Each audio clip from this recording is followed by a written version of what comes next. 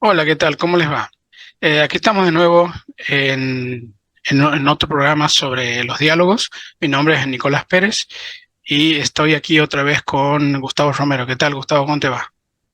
¿Qué tal, Nico? ¿Cómo estás? Un gusto estar acá charlando con vos.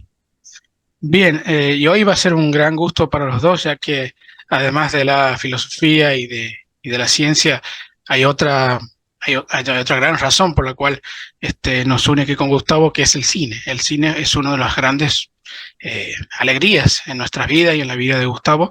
Y bueno, decidimos hacer un capítulo sobre las grandes películas que para nuestra vida han sido importantes, ¿no?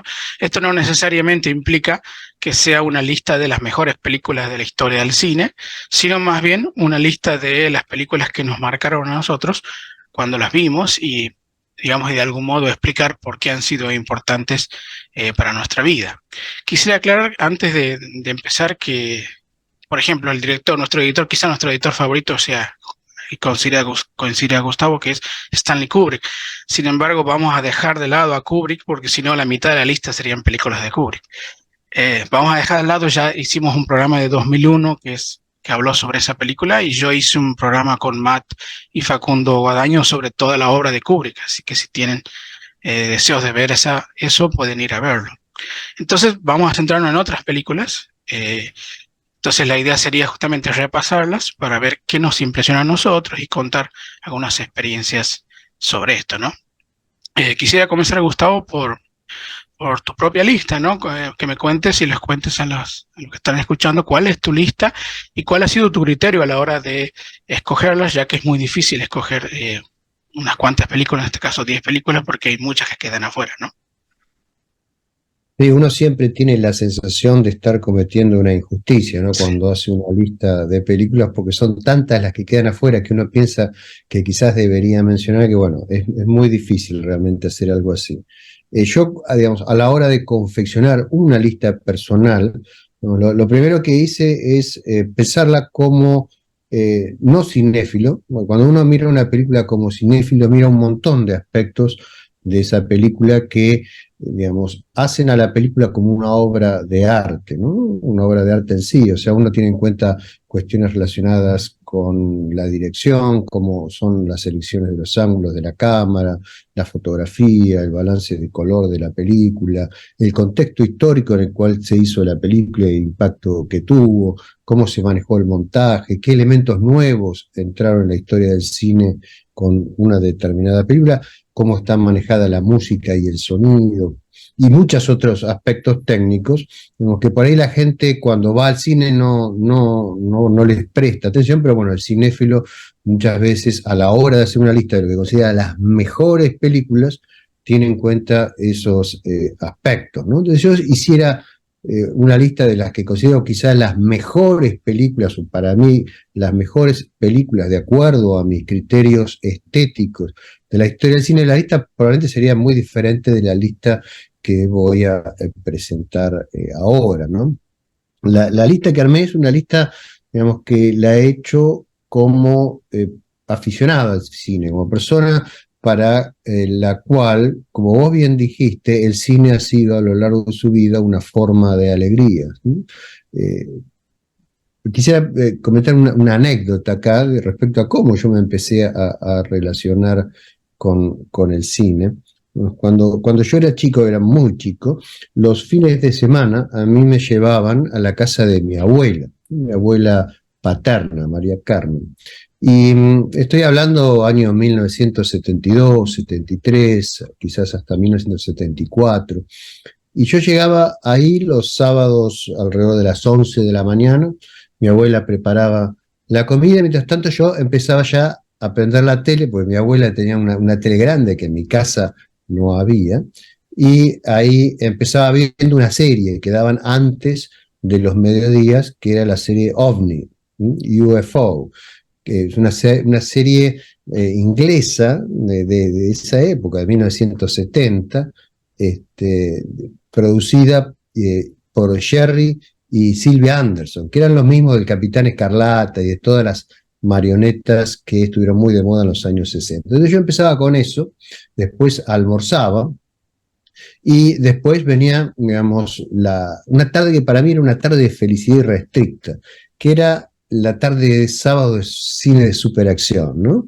Y ahí, digamos, yo empezaba a ver a la 1:30 cuando empezaban las películas y terminaba a las 19:30 o a las 20 cuando ya se preparaba la cena. O sea, veía 5 películas al hilo, una tras otra, ¿no? Y toda mi infancia está lleno de eso, de esas películas. Y esas películas venían como en tándem, ¿no? Venían las películas de horror, que eran, por ejemplo, las películas clásicas de Universal, donde, bueno, vi todas las grandes películas de Universal ahí, no una, sino muchísimas veces, porque las repetía, ¿no? Frankenstein, el hombre lobo, Drácula, y bueno, todas las que vinieron después, la novia de Frankenstein, y después de Drácula también, hay un montón y un montón del hombre lobo, del monstruo de la Laguna Negra, bueno, todo ese tipo de películas, más también las películas de Roger Corman, con temas de Edgar Allan Poe, protagonizadas mayormente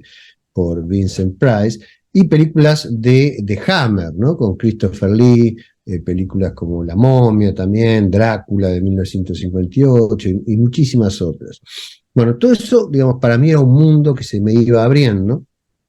Después venía ocasionalmente una película de ciencia ficción en la segunda tanda de películas, más o menos estaban ordenadas por género, ¿no? Yo era muy afecto a la ciencia ficción, esperaba OVNI con mucha ansiedad y después, bueno, seguía con la película. Y estas eran películas en general de ciencia ficción de los años 50, desde la Guerra de los Mundos, que la repetían infinitas veces, hasta esas películas con monstruos que eran tan comunes en los 50. Después venían los western, ¿no? Y yo he sido siempre un gran aficionado al género del western. De hecho, ahora van a ver que en la lista que preparé hay western, porque creo que es un género de muchísimas posibilidades, ¿no? Del cual se han sacado cosas que realmente son muy buenas y que tienen un alcance que a veces trasciende ese género. Y hacia el final, digamos, de la tarde, ya venían las películas un poco más serias, que podían ser películas en general de gángsters, o películas de crimen, o películas de robos, y cosas por el estilo. Películas un poco más nuevas que las anteriores. Entonces, básicamente mi infancia está llena de esos recuerdos, ¿no? Y ese es el cine con el cual yo me fui formando y que fue un poco trabajando mis gustos. Por supuesto, después cuando yo crecí, empecé a ver cine de todos de los tipos, pero partiendo siempre de tener el corazón en esa formación original que me daban esas selecciones que aparecían en Sábado de Cine Superacción, y a veces a la noche más tarde Hollywood Presenta, donde también da una película un poco más estelar, ¿no? Una película un poco más importante, que eso era hacia las 9:30 de la noche. Entonces, para mí, bueno, eso era un escape, era un momento de felicidad, era un momento donde uno mira el cine sin preguntarse cómo están hechas las películas, sin preguntarse por la fotografía, simplemente se deja llevar, ¿no? Se deja llevar, vive la historia, y eso le produce una serie de sensaciones que en esa época yo no sabía bien describir y que hoy llamaría como experiencia estética, ¿no? Y la experiencia estética es algo que se nutre de la calidad de la película en sí, de la eficacia que tuvo el creador de la película para, digamos, poder transmitir lo que quiso transmitir a la hora de hacerlo, pero también se nutre un poco de nosotros mismos, ¿no? Porque la experiencia estética es una serie de procesos en el fondo que se desencadenan en nuestro cerebro y que están relacionados también con nuestra historia, con nuestra formación, con nuestra cultura. Entonces cada uno tiene una reacción diferente a un mismo estímulo, y la experiencia estética puede ser diferente en una persona de otra, y de ahí que cada lista que uno construye como espectador, como persona que gusta y que busca esa experiencia, puede, digamos, ser muy diferente. Yo he tratado de elegir algunas películas que representan estos géneros con los que yo me formé, si bien, digamos, he dejado afuera el género del terror, porque tengo la esperanza de que algún día hagamos toda una sesión entera dedicada al terror, que creo que también es un género que a vos te apasiona. Ese sí, O sea, uno de mis favoritos. si bien en general la mayoría de las películas de terror me decepcionan, el género nunca me decepciona. ¿Sí? Siempre estoy en busca de nuevas películas del cine de terror.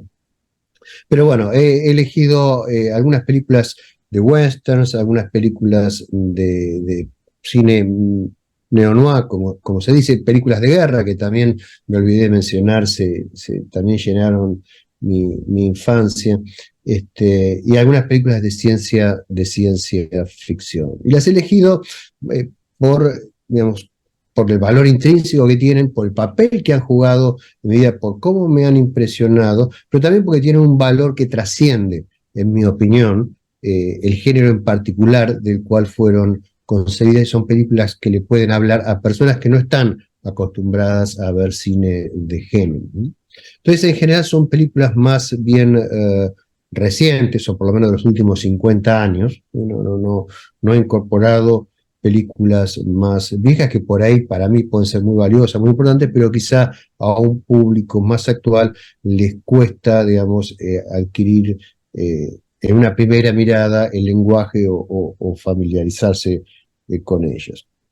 Entonces paso a leer mi Antes que lista. pases a Sí, leer, ahí déjalo en suspenso para que eh, dale. ya que pusiste esta cuestión sentimental, digamos, del cine, eh, te voy a contar las primeras impresiones con respecto al cine, ¿no? O sea, así como contaste cómo fue tu, digamos, tu contacto con el cine, vamos a ver cómo era el mío. Diferente del tuyo porque yo no era alguien que miraba televisión. Generalmente la televisión era, en la época en que yo era chico, algo más bien para las novelas, para los noticieros, pero no para películas. O sea, yo no recuerdo que en casa se vieran películas. Quizás sí, pero no es algo que a mí particularmente me produzca algo. Eh, yo sí iba al cine, o sea, teníamos la suerte de que en el barrio en donde vivíamos nosotros estaba muy cerca el cine Renzi, el gran cine Renzi, si yo lo menciono aquí, todo el mundo que sea santiagueño lo conoce. El cine Renzi fue uno de los grandes cines de nuestra provincia, fue una de las cosas más amadas de mi adolescencia, de mi niñez, porque íbamos al cine con mis amigos, o sea, solíamos esperar los sábados y los domingos para ir al cine y sobre todo porque Renzi era bastante generoso, te pasaba 3 películas al precio de una, por ejemplo, ¿no? Algo que hoy en día es imposible. Entonces entrábamos a las 2 a ver una película y salíamos a las 7 de la tarde, obviamente con algunos cortes, digamos, de la misma gente que trabaja en el cine para que dure más o menos las películas lo mismo. Bueno, pero en esa época, como dices, vos, no sabíamos nada de los cortes, de montaje y nada, y nosotros disfrutábamos igual. Y bueno, como el cine Renzi era un cine más bien que se basaba en películas de alto impacto, digamos, ¿no? Películas que son famosas, digamos, que han tenido mucho recorrido. Entonces, no veíamos todas las grandes películas, digamos, Star Wars, Superman, de la época, ¿no? Indiana Jones, todo eso lo vi en el cine. Yo hasta Batman del 89 lo vi en el cine. Y, pero también pasaban películas traídas de China, de Japón. Entonces, yo decía que habíamos aprendido artes marciales en el cine, porque veíamos 2 o 3 películas de Kung Fu, de karate, y salíamos pateando a todos afuera del cine, ¿no? Pateábamos los tarros, todo lo que nos cruzamos en el camino. Entonces, era una gran etapa, digamos, de nuestra vida que continuó, porque yo me recuerdo que cuando fui a la secundaria, también nos fijamos los estrenos, que los estrenos eran los días jueves, por ejemplo, y según qué estreno era ese día, nos íbamos directamente al cine con las carpetas bajo el brazo, en vez de ir a la escuela íbamos al cine. Y nos pasábamos ahí. Yo le decía a mis compañeros, que también eran compañeros de secundaria, que si el preceptor tomaba nota o asistencia, era mejor tomar asistencia en el cine que en la escuela, porque no estábamos en la escuela, estábamos todos en el cine. Y ahí nos veíamos, qué sé yo. Así que, digamos, las mejores anécdotas y las mejores cosas que me pasaron en la infancia fue en el cine. Entonces, agradezco que teníamos un cine a mano y que podíamos ver casi todas las películas en el cine y no en la televisión. Después en la televisión la podíamos ver con el videoclub, las alquilamos, pero la hemos visto en el cine, ¿no? Entonces, en ese sentido, también la mirada primera del cine no es de un cinéfilo, sino más bien de alguien que disfrutó el cine como un gran amigo durante toda la vida, y los actores fueron para nosotros como amigos, ¿no? Más como los amigos de la infancia. Entonces, dicho esto, las películas que yo elegí no, este, si bien no reflejan ese amor por el cine en el sentido en que son películas que realmente que a mí me gustan y me siguen gustando, la mayoría son malas, ¿no? Y me gustaría hablar de películas malas, pero en otra oportunidad.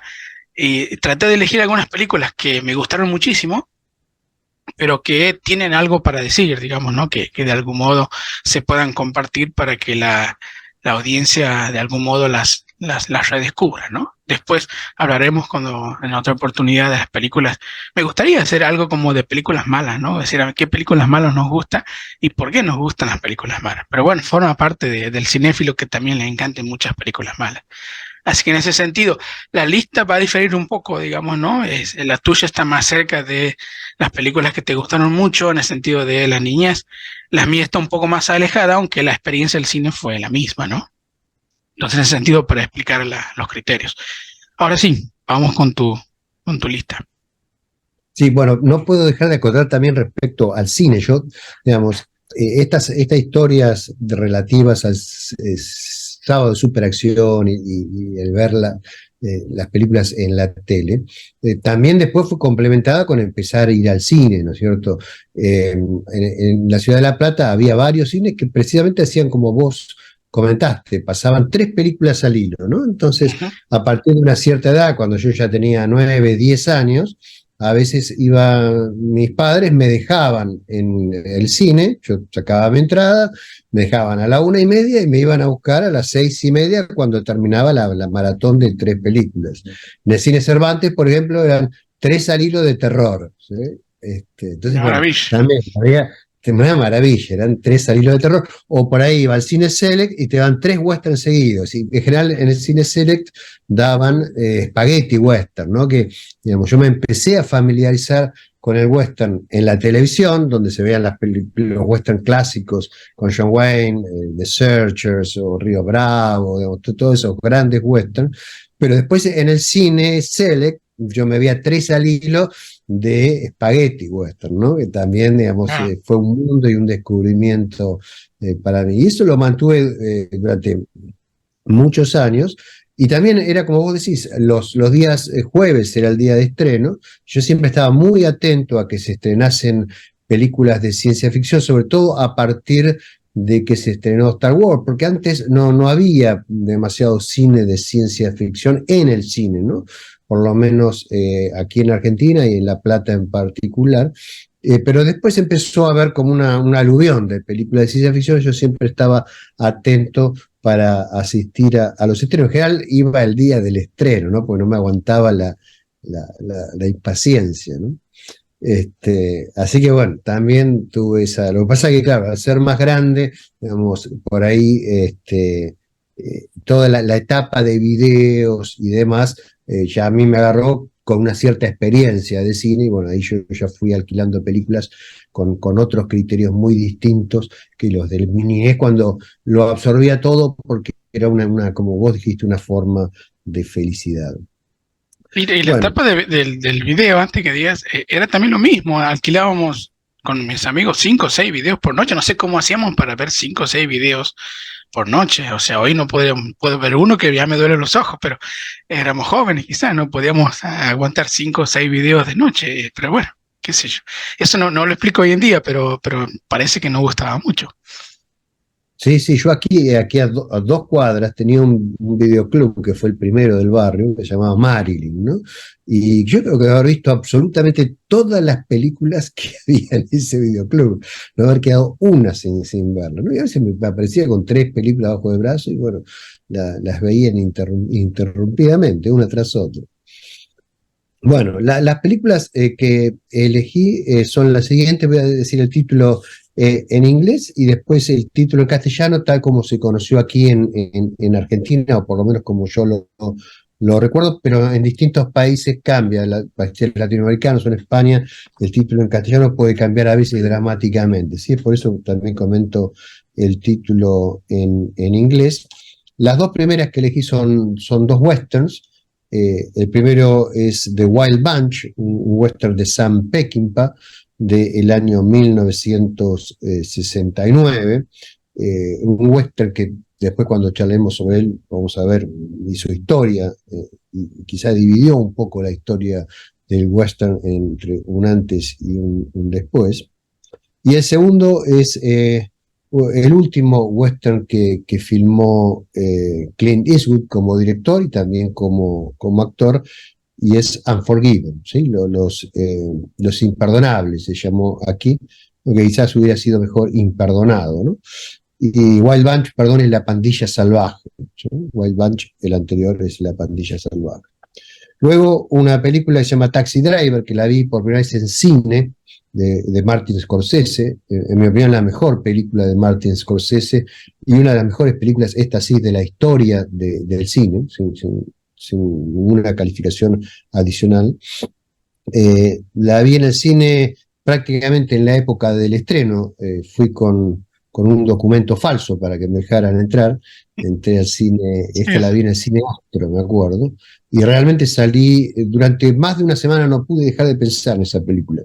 Y probablemente es la película que más veces he visto en mi vida. Y eso significa que la he visto varias decenas de veces, la película, ¿no? Luego una película de los hermanos Coen, que es... perdón, el título en castellano de Taxi Drive fue Taxi Drive. Creo que no les dio la imaginación para cambiarse. O quizá quedaron tan choqueados que no pudieron cambiarse. El taxista habría sido fácil, el taxista, ya está. Sí, pero se lo dejaron Taxi Drive. Me acuerdo que se la publicitaba así en castellano. Bueno, perdón, estaba diciendo la cuarta, una película de los hermanos Coen del año 2007, que es No Country for Old Men, una película basada en la novela de Cormac McCarthy, que realmente, en mi opinión, es una película brillantemente hecha, brillantemente ejecutada, y que toca un montón de temas filosóficos. Ustedes van a ver que en mi lista hay varias películas que siempre tocan temas filosóficos. Eso, bueno, es por un poco esa formación que uno tiene, que también influye en qué cosas le producen un fuerte impacto estético y qué cosas no tanto. La siguiente, no están en un orden particular, ¿sí? De más importante. No Country for Old Men fue Aquí sin lugar para los débiles, me parece. Perdón, sí, me voy olvidando los nombres en castellano. Sin lugar para los débiles, exactamente. Sin lugar para los débiles. Bueno, ustedes recordarán esa película por la cual Javier Bardem ganó el Oscar al mejor actor, creo que fue de reparto, ¿no? De reparto, sí. De reparto. Josh Brolin era el principal. Josh Brolin, sí, exactamente, era el otro. Después, la siguiente película es la única película que tengo, digamos, que es asiática en mi lista. Me gusta mucho el cine asiático, lo que aclarar, pero, digamos, esta lista la hice de acuerdo a esos criterios que mencioné antes. Es una película que vos, Nicolás, me introdujiste, es una película que yo no conocía, y realmente es una película que me pareció extraordinaria. Es A Bittersweet Life, ¿sí? Una película de Hee Won Kim, una película coreana del año 2005, y después, bueno, ya los dos mencionaremos por qué nos ha parecido tan importante. La siguiente es la primera de las dos películas de guerra que he elegido, es The Deer Hunter, ¿sí? Que en castellano se llamó El francotirador, título que no tiene absolutamente nada que ver con el título original, que sería El cazador de ciervos. Es la película que Michael Cimino dirigió en el año 1978, ganó 5 Oscars, fue realmente un suceso cuando se estrenó, fue la primera película dedicada a Vietnam que tuvo un éxito, digamos, artístico y también un éxito comercial. Una película, bueno, que después ya vamos a charlar, muy importante. La vi en el cine también, esa película, cuando se estrenó, y realmente también me causó un efecto muy grande. Luego una película que vi por primera vez en televisión y después volví a ver ya de más grande, pero siempre manteniendo aquel primer recuerdo de cuando la vi por primera vez, seguramente en alguna de esas jornadas de sábado de superacción, que es Die Brücke, ¿sí? Que es traducido, el título en inglés es The Bridge y el título en castellano sería El Puente. Es una película alemana dirigida por Bernard Wicki, del año 1959, una película de guerra que mira las cosas desde el otro, desde el lado, punto de vista alemán, que tiene por protagonistas a un puñado de niños. Y después, bueno, tengo dos películas de ciencia ficción que he elegido. Ciencia ficción es un género por el cual yo tengo debilidad, a pesar de que últimamente se hacen tantas películas tan malas de ciencia ficción. Históricamente yo vivía, digamos, siempre esperando que se estrenaran estas películas. Grandes acontecimientos de mi vida, me acuerdo, fueron haber ido a ver Alien cuando se estrenó en 1980. Fui a ver la primera, digamos, la premiere que se hizo en el Cine 8 de la Ciudad de La Plata, y se estrenó en el mes de enero. No sé por qué la estrenó en el mes de enero. Estaba casi solo en el cine y recuerdo el impacto que me produjo. He elegido otra película de Ridley Scott, no Aliens, que es Blade Runner. Blade Runner, una película basada en una novela de Philip K. Dick, un autor de ciencia ficción que me gusta mucho. Yo soy gran lector también de ciencia ficción. En esa época, desde los años 70, que leía muchísima ciencia ficción. Dejé de leer ciencia ficción a mediados de los 80, más o menos, pero realmente es un género que nunca he abandonado del todo y cada tanto lo retomo. Hay algunas novelas de ciencia ficción que soportan relectura, las de Philip K. Dick y los cuentos, sobre todo Philip K. Dick, están entre esas sobre ciencia ficción. Después, la siguiente película es una película de Paul Verhoeven, director holandés, que considero que es muy bueno, Total Recall. ¿Sí? Total Recall aquí se llamó El Vengador del Futuro, ¿sí? El Vengador del Futuro con Arnold Schwarzenegger, que absolutamente todo el mundo ha visto, pero lo que yo voy a tratar de señalar que es una película extremadamente buena, además de extremadamente popular. ¿Sí? La gente la suele ver como una película de acción, pero creo que hay mucho más atrás de esa película que la simple acción. Robocop también estaría siendo moderno. Es fabulosa. Sí, es fabulosa. Pero yo creo que, digamos, en ciencia ficción, la obra cumbre de Paul Verhoeven es Total Recall. Él tiene, como ustedes saben, 3 películas de ciencia ficción, forma una especie de tríada ahí de películas que son Robocop, la primera de 1987, después Total Recall de 1990, y en 1997 él hace Starship Troopers, basada en la novela de Robert Heinlein. ¿Sí? Esta Total Recall está basada en otro cuento de Philip Dick, que ha sido un autor que ha dado, digamos, material para varias películas muy, muy buenas. ¿Sí? Por ejemplo, Minority Report. Si bien hay algunas cosas que no me gustan del manejo que hizo Spielberg con el material, digamos, es también una buena película que está basada también en obras de Philip K. Dick, y hay varias otras más. ¿Sí? Bien, y la última película es una película más ligera, si se quiere, ¿sí? que he elegido, pero la he elegido por lo que ha significado para mí. La fui a ver en 1993 al Cine San Martín, sí, lo recuerdo perfectamente las circunstancias. Y la película es True Romance, ¿sí? Es una película de Tony Scott, el hermano de Ridley Scott, que es el director de Blade Runner. Tony Scott era un director extremadamente visual, con un estilo bastante similar al de su hermano. Tiene algunas películas que son bastante subestimadas, me parece.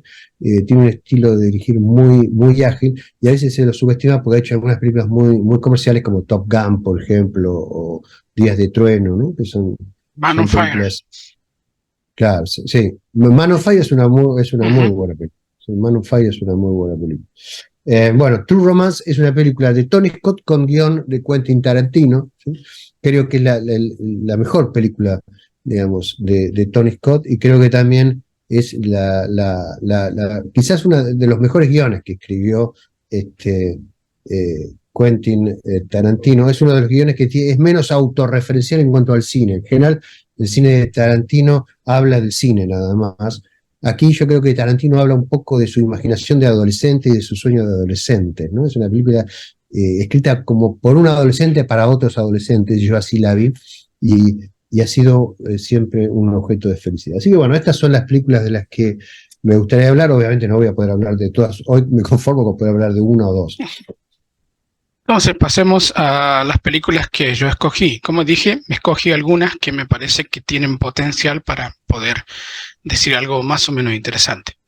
La primera que elegí fue la película llamada M, bueno, que es una película alemana de 1931, dirigido por Fritz Lang. En castellano se llamó M, el vampiro de Düsseldorf. Creo que ese fue el título más extendido en toda Latinoamérica. Y es una película que está ahí digamos, entre la transición del cine mudo al cine sonoro. Desde el 1925 hasta el 30 y más o menos se empezaba a experimentar con la incorporación de la técnica esta justamente de que podría grabar el sonido. Y muchos directores comenzaron a hacer la transición, y uno de ellos fue Fritz Lang, que sus últimas dos películas anteriores, Metrópolis y Una mujer en la luna, fueron de cine mudo hasta 1929, y recién en el 31 va con esta película que vamos a ver cómo aprovecha Fritz Lang el tema del sonido, ¿no? Es una película bastante dura, y creo que muy innovadora para la época y para la época actual, ¿no? Y ya cuando contemos de qué va, es una película bastante fuerte, y creo que hoy en día uno tendría sus reparos de hacer esa película que se hizo hace más de 70 años. Entonces, fue una película capital para el cine, no solamente por los avances técnicos, sino también por el contenido temático que manejaba. Y creo que va a ser interesante poder hablar sobre ella. La otra película que escogí fue El ladrón de bicicletas, Ladri di Biciclette, que fue una película italiana de 1948, dirigida por Vittorio De Sica. Esta película italiana está dentro del marco de lo que se conoce como neorrealismo italiano, que fue el movimiento que sucedió en la historia del cine, en donde se intenta contar historias que son cotidianas, historias, digamos, pequeñas, de gente común, ya que el cine había transitado, sobre todo en épocas anteriores, en Hollywood, ¿no? Un cine bastante fastuoso, bastante, ¿cómo decirlo?, apoyado en grandes personalidades. Hablamos de reyes, emperadores o incluso epopeyas, digamos, de la humanidad. Todo este cine grande, fastuoso, fue quedando un poco de modé, y luego de la Segunda Guerra Mundial, Italia, como uno de las potencias que había perdido la guerra y que quedó totalmente devastada, bueno, comenzó a hacer un nuevo cine ya centrado en estos héroes modernos que eran los pobres, digamos, los desahuciados, y esto llevó al neorrealismo italiano, que comenzó con Roberto Rossellini, con Roma, ópera abierta, Roma, Ciudad Abierta, en donde contaba justamente estas partes del el fin de la guerra, digamos, la Segunda Guerra Mundial. Bueno, en este contexto es que Vittorio De Sica, uno de los grandes directores neorrealistas, va a hacer su Ladrón de Bicicleta. Creo que es una obra maestra, no solamente de neorrealismo, sino de la historia del cine mundial, porque innovó en cuestiones otra vez de temática y en cuestiones también técnicas. De ahí podemos pasar a ver, La última Tentación de Cristo, que fue una película, quizás de las películas de Scorsese, una de las menos mencionadas. Siempre uno se acuerda de Taxi Drive, de Toro Salvaje, incluso de Goodfellas, grandes películas.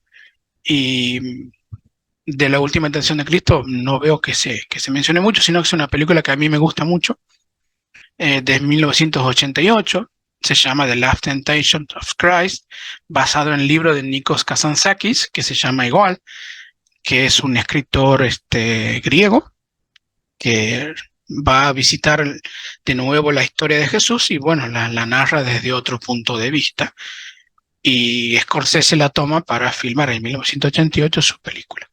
Es interesante porque Scorsese, uno de los grandes temas de Scorsese, además de la mafia, es la culpa católica, o sea, la religión. O sea, que Scorsese creció en un barrio con ascendencia italiana, y que él veía que los los respetados en el barrio eran solamente dos, los mafiosos y los curas. Entonces él decía que alguno de los dos tenía que ser de grande, o mafioso o cura, y como no fue ninguno de los dos, filmó películas centradas en esos dos grandes temas. Entonces, hablaremos de la última tentación de Cristo.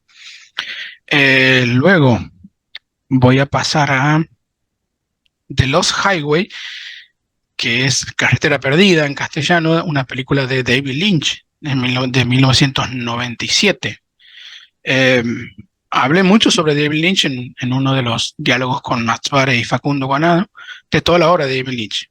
La película que más me gusta de David Lynch es esta, ¿no? La Carretera Perdida, y el cine de Lynch es un cine bastante distinto, que tendremos la oportunidad de ver en qué se diferencia de los otros directores.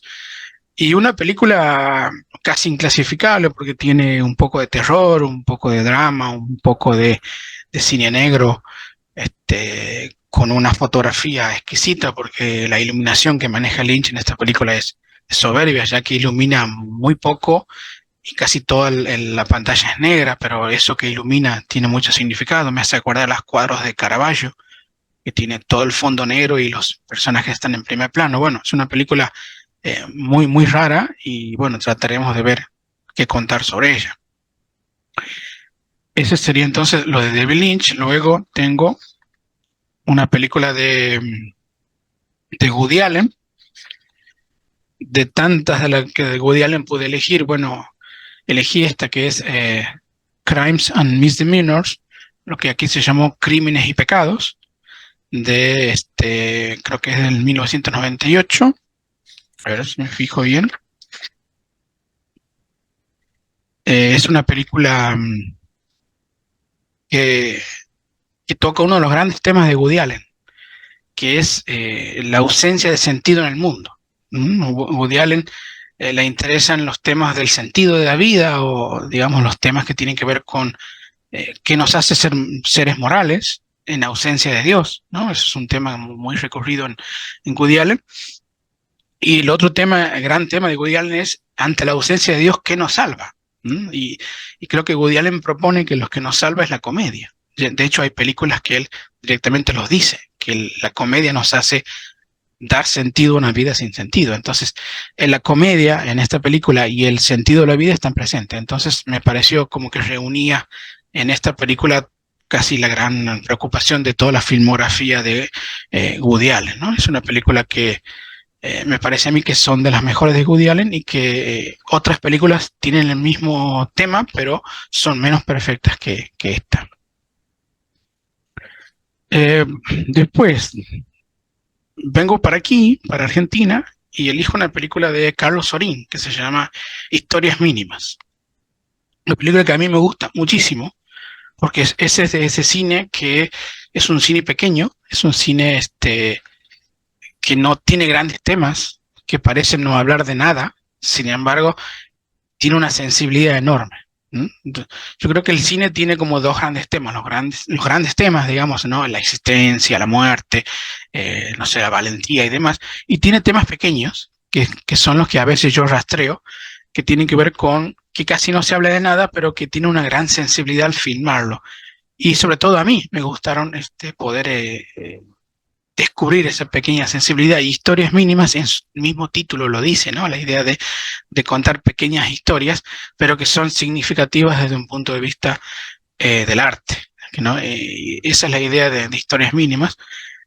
Y siguiendo con esta misma línea, quisiera meter otra película que es The Visitor, una película de Thomas McCarthy. Thomas McCarthy es un director que ganó el Oscar con Spotlight. No me acuerdo cómo se tradujo a Spotlight en Argentina, que esta película que habla sobre la corrupción de la Iglesia Católica, encubriendo curas que habían cometido una serie de actos contra menores, y que un grupo de periodistas de ese diario Spotlight los descubrió. Bueno, esa película es de Thomas McCarthy, que ganó el Oscar, pero Thomas McCarthy hizo dos películas que a mí me gustan mucho, que son más chiquitas. Una de ellas es The Visitor, de 2007, y otra es The Station Agent, el agente de estación, algo así, que es una película también chiquita de un de una persona que es un enano que trabaja en una estación de trenes y relata la vida de él, digamos, ¿no? Con todas sus peripecias y sus problemas.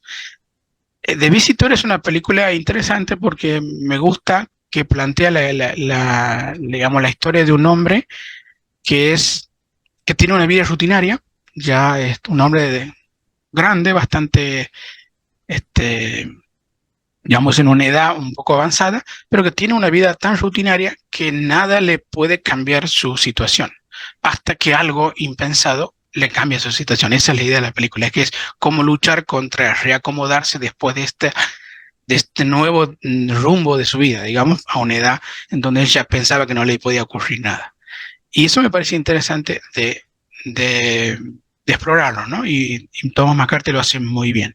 Aparte con un actor que me gusta mucho, que es Richard Jenkins, que es un actor excelente. Luego tengo Primavera, Verano, Otoño, Invierno y otra vez Primavera, una película, no me digas que te diga el título en coreano porque mi coreano es del interior, como decía Dolina. No, no lo sé, se llama así, Primavera, Verano, Otoño, Invierno, otra vez Primavera, y es una película de 2001 de Kim Ki-duk, un director que yo lo sigo mucho, que casi he visto casi todas sus películas, de una gran sensibilidad, igual que me parece Sorino o Thomas McCarthy, que cuenta la vida de un maestro y un discípulo que viven aislados de la sociedad en un lago y en el medio del lago tienen una casilla en donde ellos viven. Y su vida es eso, digamos, dedicarse a apartarse del mundo, a consagrarse a otro tipo de vida. Entonces me parece interesante ver cómo ellos se consagran o buscan un sentido de la vida muy distinto a lo que nosotros podamos entender que es el sentido de la vida, ¿no? El hecho de trabajar, de lograr algo en la vida o en la sociedad. Ellos se apartan de todo eso y ven que todo eso es banal, es algo ilusorio y se consagran a otro tipo de vida. Y me parece interesante ver cómo viven esta gente fuera de lo que nosotros consideramos los valores normales, digamos, occidentales. Después veremos la parte técnica que me parece interesante. Pero es una película coreana y el director lo voy a recomendar porque las otras películas son muy, muy buenas. Luego tendría, bueno, A Bittersweet Life, que sería la que hemos elegido ambos, digamos, ¿no? Que cuando llegue el momento vamos ahí a meter la cuchara a los dos. Y creo que son todas, ¿verdad? Ah, no, me falta una, que es The Midnight Cowboy. La, Tampoco sé cómo la han traducido, no sé si te acuerdas cómo la tradujeron. Creo que era Perdidos en la Noche o algo así. Ajá, O Cowboy bueno, de Medianoche. O sea, la algo así. traducción es Cowboy de Medianoche, pero Claro, con Dustin Hoffman y y Boy, cómo se John llama, Boy. John Boy, sí. Claro, es una película Era que el que ganó el Oscar, sí, ganó el ganó, Oscar, sí, sí. ganó el Oscar en el 68, 69. También una película muy adelantada para su época y una película que hoy en día tendría problemas para filmarse, digamos, ¿no? Quizás era de otra época, en el sentido en que había como ciertas formas de hacer arte que hoy en día no serían políticamente correctas. Entonces hay que aprovecharse de ver estas películas porque están en otro contexto y nos parece que mucho de lo que pintan hoy en día no podría ser puesto digamos, para ser reflexionado porque sería censurado de algún modo, ¿no? Entonces me parece interesante ver cómo se filma y sobre todo son vidas de perdedores, ¿no? Esa es la idea de la película, como seguir a dos perdedores viendo cómo fracasan, digamos, en su intento de de hacerse la América, ¿no? Eso me parece que es interesante, no es una película de héroes, sino más bien de perdedores y por eso es interesante de verla, ¿no? Entonces esas serían mis propuestas y como dije, bueno, como dijiste, algunas podemos abordarlas hoy y bueno, otras dejaremos para otro día, ¿no? Así que bueno, ¿qué te parece comenzar con una de las tuyas y vean por dónde seguimos? Bueno, muy bien, muy bien. Hay varias, perdón, hago un comentario de turista, ¿sí? Ujú. Hay varias películas que yo, digamos, hasta hubiera puesto de las de turista en la lista de las mejores películas también de todos los tiempos, ¿no? Ahí donde dije que de mi lista hubiese puesto, por ejemplo, Taxi Driver, claramente Ladrón de Bicicleta, yo creo que podría perfectamente ir a esa lista, ¿no? Y lo mismo creo que la de Fritz Lang, también es una gran película. No sé si es la película que yo elegiría para representar el expresionismo alemán, quizás Nosferatu, ¿no? o quizás Puede ser. puede ser Metrópolis, quizás La Caja de Pandora. O sea, son todas grandes películas de esa misma época, ¿no? Entre los años 20, entre 1920 y 1931. Pero bueno, yendo a las mías, yo empezaría con las de ciencia ficción, que son quizás las más conocidas por todo el mundo. Blade Runner probablemente es una película que la mayor parte de la gente que nos está viendo ha visto, pero es una película de una riqueza muy grande. Es una película que está basada en una novela, como dije, de Philip K. Dick, que se llama Sueñan los androides con ovejas eléctricas. Esa novela, el primero en pensar en llevarla a la pantalla, curiosamente, fue Martin Scorsese. Antes de filmar Mean Streets, o sea, en 1969, Scorsese habló con Dick para ver si podía comprar los derechos de la novela para hacer una película, pero no llegaron a un acuerdo y Scorsese nunca consiguió en esa época la plata para poder comprar los derechos. Y quien se hizo de los derechos unos años después fue una persona que aspiraba a ser productor en Hollywood, que era Hampton Fancher. Él consiguió los derechos de la película y trató de convencer a distintas personas a ver si querían hacer un film sobre esto, porque le veía un gran potencial, ¿sí? O sea, Fancher lo que veía era una película que, además de presentar una sociedad, digamos, muy interesante, distópica en el futuro, presentaba posibilidades para la acción, pero también para la reflexión metafísica, ¿no? Y bueno, él consiguió convencer a Michael Dilley como productor, y bueno, empezó una larga serie de búsqueda de financistas para hacer la película. Se le fueron cayendo, fueron consiguiendo otros.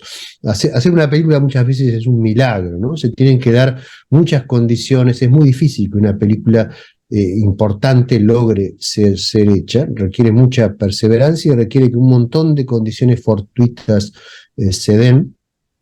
Finalmente, Dilley convenció a Ridley Scott, que había filmado ya los Duelistas y acababa de terminar de filmar Alien, pero todavía Alien no se había estrenado, para dirigirla. Y Scott al principio la rechazó porque no quería encasillarse en el género de la ciencia ficción, y además él estaba en esa época dirigiendo Dune, ¿sí? La película basada en la novela de Frank Herbert, que después terminaría dirigiendo David Lynch, que vos mencionaste hoy. Pero mientras estaba en la preproducción para Dune, se murió su hermano mayor, y eso, bueno, a él le generó toda una serie de, de situaciones personales muy penosas, y no sintió que tenía la fuerza para terminar una película de la envergadura que era Dune, una película que además todavía, según la visión de Ridley Scott, necesitaba 2 o 3 años más de trabajo para ser llevada a la pantalla. De hecho, Lynch terminaría la película recién, creo que en el año 1984. Uh-huh. Entonces, bueno, se quedó sin nada que dirigir cuando renunció, le dijo a Dino de Laurentiis que no iba a seguir con Dune, y como se sentía mal por la muerte del hermano, quería hacer algo, digamos, rápido, y se acordó de la película que le habían propuesto Fancher y Dilley, y entonces, bueno, les aceptó dirigir la película, le pidió que le mandaran un guión y le gustó el guión, pero quería, digamos, él expandir muchos aspectos de ese guión, sobre todo a Ridley Scott le interesaba la parte visual, ¿no? Digamos, presentar ese mundo completamente diferente. Ridley Scott es un artista muy visual. Él le da mucha importancia a la forma, incluso pues, sobre el contenido, y eso se nota en muchas de sus películas, donde la forma quizá no es, digamos, la adecuada para el escueto contenido que a veces tienen esas películas. le propuso a Hampton Fancher, digamos, modificar un poco el guión, que le pidió que pensara por afuera de la ventanilla, le decía él, ¿no? O sea, significa que pensara en ese mundo, digamos, en qué cultura había en ese mundo, cómo era la lengua en ese mundo, cómo eran los hábitos, cómo eran las ciudades, cómo era la contaminación, cómo eran miles de aspectos, ¿no? Y bueno, ese le pareció un desafío interesante a Hampton Fancher y se dedicó a empezar a hacer distintas versiones de el guión. Y eso, bueno, fue un proceso que estuvieron más de un año reescribiendo. De hecho, Fancher escribió 8 versiones diferentes del guión de Blade Runner, mientras la película empezaba en la etapa de preproducción. Consiguieron que la compañía de de Ladd Company pusiera, digamos, 7 u 8 millones de dólares, y fueron consiguiendo aquí y allá hasta llegar a los 28 millones de dólares, que era lo que estimaba Ridley Scott que necesitaba para plasmar su visión de Los Ángeles en el año 2019, que era lo que a él más le interesaba, ¿no? Ese mundo futurístico, distópico, digamos, donde todo está entre colapsado y sucio y usado, digamos, una visión del futuro completamente distinta de la que se había visto hasta entonces, ¿no? Un futuro, digamos, como gastado, ¿sí? Un mundo extenuado. Ahora, lo que quería también Ridley Scott era más acción, quería más como enfatizar la historia detectivesca y no tanto los aspectos filosóficos o metafísicos, y entonces le pidió a Fancher que fuese por ese camino, y eso empezó a generar roces entre ellos. Y bueno, los roces llegaron a un punto que finalmente Fancher se apartó del proyecto, a pesar de que era el que lo había generado y había estado tras de él durante muchos años, ¿no? Y contrató entonces Ridley Scott a un nuevo guionista que fue David People. David People sería después el mismo guionista de Los Imperdonables, que es otra de las películas de mi lista. De hecho, Los Imperdonables le había escrito Unforgiven en el año 1974. ¿Sí? Era prácticamente desconocido, porque todavía no se había filmado y no se filmaría hasta mucho después, ¿no? Los Imperdonables. Después escribiría también 12 monos, que es la tercera gran película que escribió Peoples. Y después no hizo gran cosa más. Pero bueno, entonces People lo que hizo fue enfatizó un poco más todo el tema de Deckard, de la relación de Deckard con, digamos, en la casa de los replicantes, que en esa época no se llamaban todavía replicantes, sino que se llamaban androides. Entonces a Ridley Scott eso no le gustaba, porque la palabra androide ya viene con toda una serie de connotaciones. Entonces le pidió al guionista que a ver si no podía encontrar un nombre mejor, y ahí surgió este nombre replicante, ¿no? Porque la hija del guionista era microbióloga y bueno, y le salió con esa propuesta, y a Ridley Scott le gustó mucho. Y lo mismo, tampoco quería que Deckard fuese un detective o un agente o algo por el estilo, sino que buscaba un nuevo nombre. Y entonces, leyendo una novela de William Burroughs, se encuentran con la expresión Blade Runner, ¿sí? Y les parece que sería adecuada para describir la profesión de Deckard, que básicamente es un asesino a sueldo que retira a estos replicantes, que son como una especie de humanos sintéticos, ¿no? Una especie de, no son robots, sino son humanos sintéticos o seres artificiales, digamos, pero que son prácticamente indistinguibles de los seres humanos, y son usados para tareas de trabajo, incluso de combate fuera del planeta Tierra, y tienen prohibido estar en el planeta Tierra. Bueno, se comenzó la búsqueda de los actores, consiguieron a Harrison Ford para el papel de Deckard, y para el protagonista, digamos, el antagonista de Deckard, consiguieron a Rutger Hauer, un excelente actor holandés que había trabajado extensamente con Paul Verhoeven, que es el director de Total Recall, la otra de las películas de la que voy a hablar. También está Sean Young como Rachel, que es, digamos, una el interés amoroso, digamos, de Harrison Ford en la película. Ford estuvo muy desconforme con todo el proceso de filmación de la película, que fue muy trabado, muy difícil, se filmó siempre de noche. Y estaba muy molesto con Ridley Scott por el interés de Ridley Scott en los detalles de la producción, la fotografía, el escenario, la cantidad de tomas que hacía, su perfeccionismo en todos los aspectos técnicos de la película y en la poca importancia que le daba a los actores. Entonces, bueno, esto lo llevó a tener tensiones en el set a Harrison Ford, se llevaba también muy mal con Sean Young. Sin embargo, esas cosas no se ven en la película, afortunadamente, o si afectaron algo a Harrison Ford, creo que ayudaron al papel, digamos, a que el papel quedase satisfactoriamente representado en la pantalla. Bueno, entonces, ¿de qué va exactamente la película? Hay 6 de estos replicantes, de estos digamos, seres sintéticos que trabajan en las colonias fuera de la Tierra, que se rebelan y escapan y se infiltran en la Tierra donde está prohibido que haya replicantes.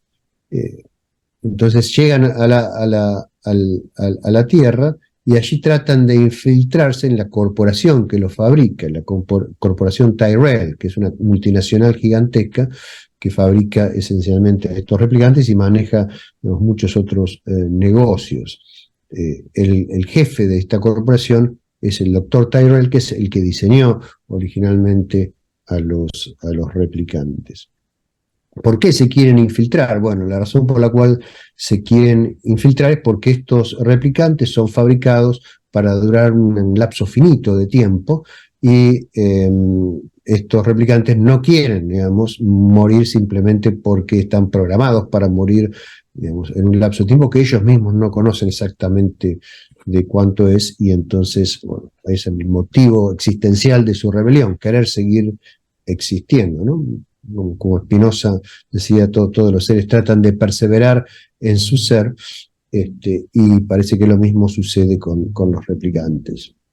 Entonces, un primer replicante aparentemente se fríe en un campo electromagnético tratando de entrar, eso no se ve en la película, sino que es comentado después, y otro trata de infiltrarse en la corporación Tyrell, donde elimina a un Blade Runner, Holden, que le hace un test para tratar de identificarlo como replicante, y mata a Holden, este replicante. Y a partir de ahí es que contratan a Harrison Ford, que se supone es el mejor de los Blade Runner, pero que está retirado, ¿no? De ahí hace su entrada Harrison Ford. Lo interesante de la película después, más allá de las vicisitudes de cómo Harrison va cazando a los replicantes, es, yo creo, la evolución que va teniendo Harrison y la evolución que van teniendo los replicantes. O sea, los replicantes cada vez uno los va viendo más con características humanas, ¿no? Cada vez uno va viendo que los replicantes son más humanos, mientras que Harrison un poco va recorriendo el camino opuesto. O sea, Harrison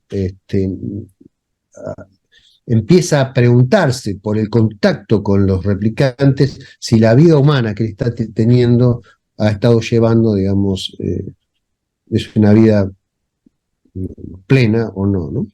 Y bueno, en el proceso él termina enamorándose de una replicante que trabaja en la corporación Tyrell, que es de la misma categoría que los que se han escapado, que por lo menos el más hábil de los que se ha escapado, que es Rutger Hauer, y le hace unos test, el test famoso que Voight-Kampff creo que se llamaba, para a través de algunas preguntas tratar de establecer si efectivamente, y estudiándole la pupila del ojo, el ojo es recurrente en la película, aparece una y otra vez, vemos, en la película en forma simbólica, trata de establecer si es un replicante, y bueno, se da cuenta que lo es, y a pesar de eso, él siente una atracción por Rachel,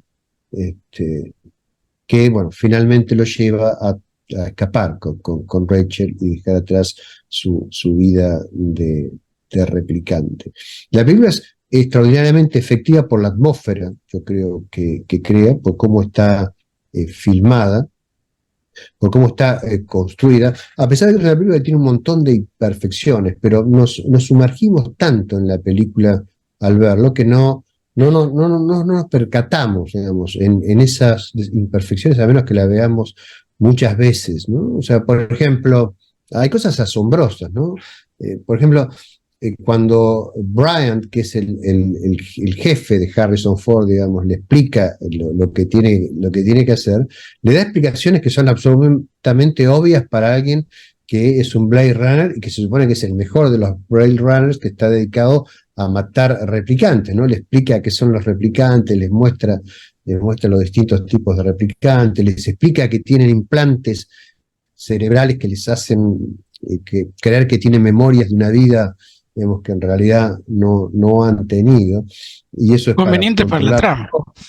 Claro, pero son todas cosas que, digamos, Harrison Ford tendría que saber perfectamente. Y les muestra el aspecto físico, el rostro exacto de los distintos replicantes que tiene que cazar, ¿no? Y sin embargo, después Harrison, cuando los va buscando, y esta información también la tenía Holden, ¿no?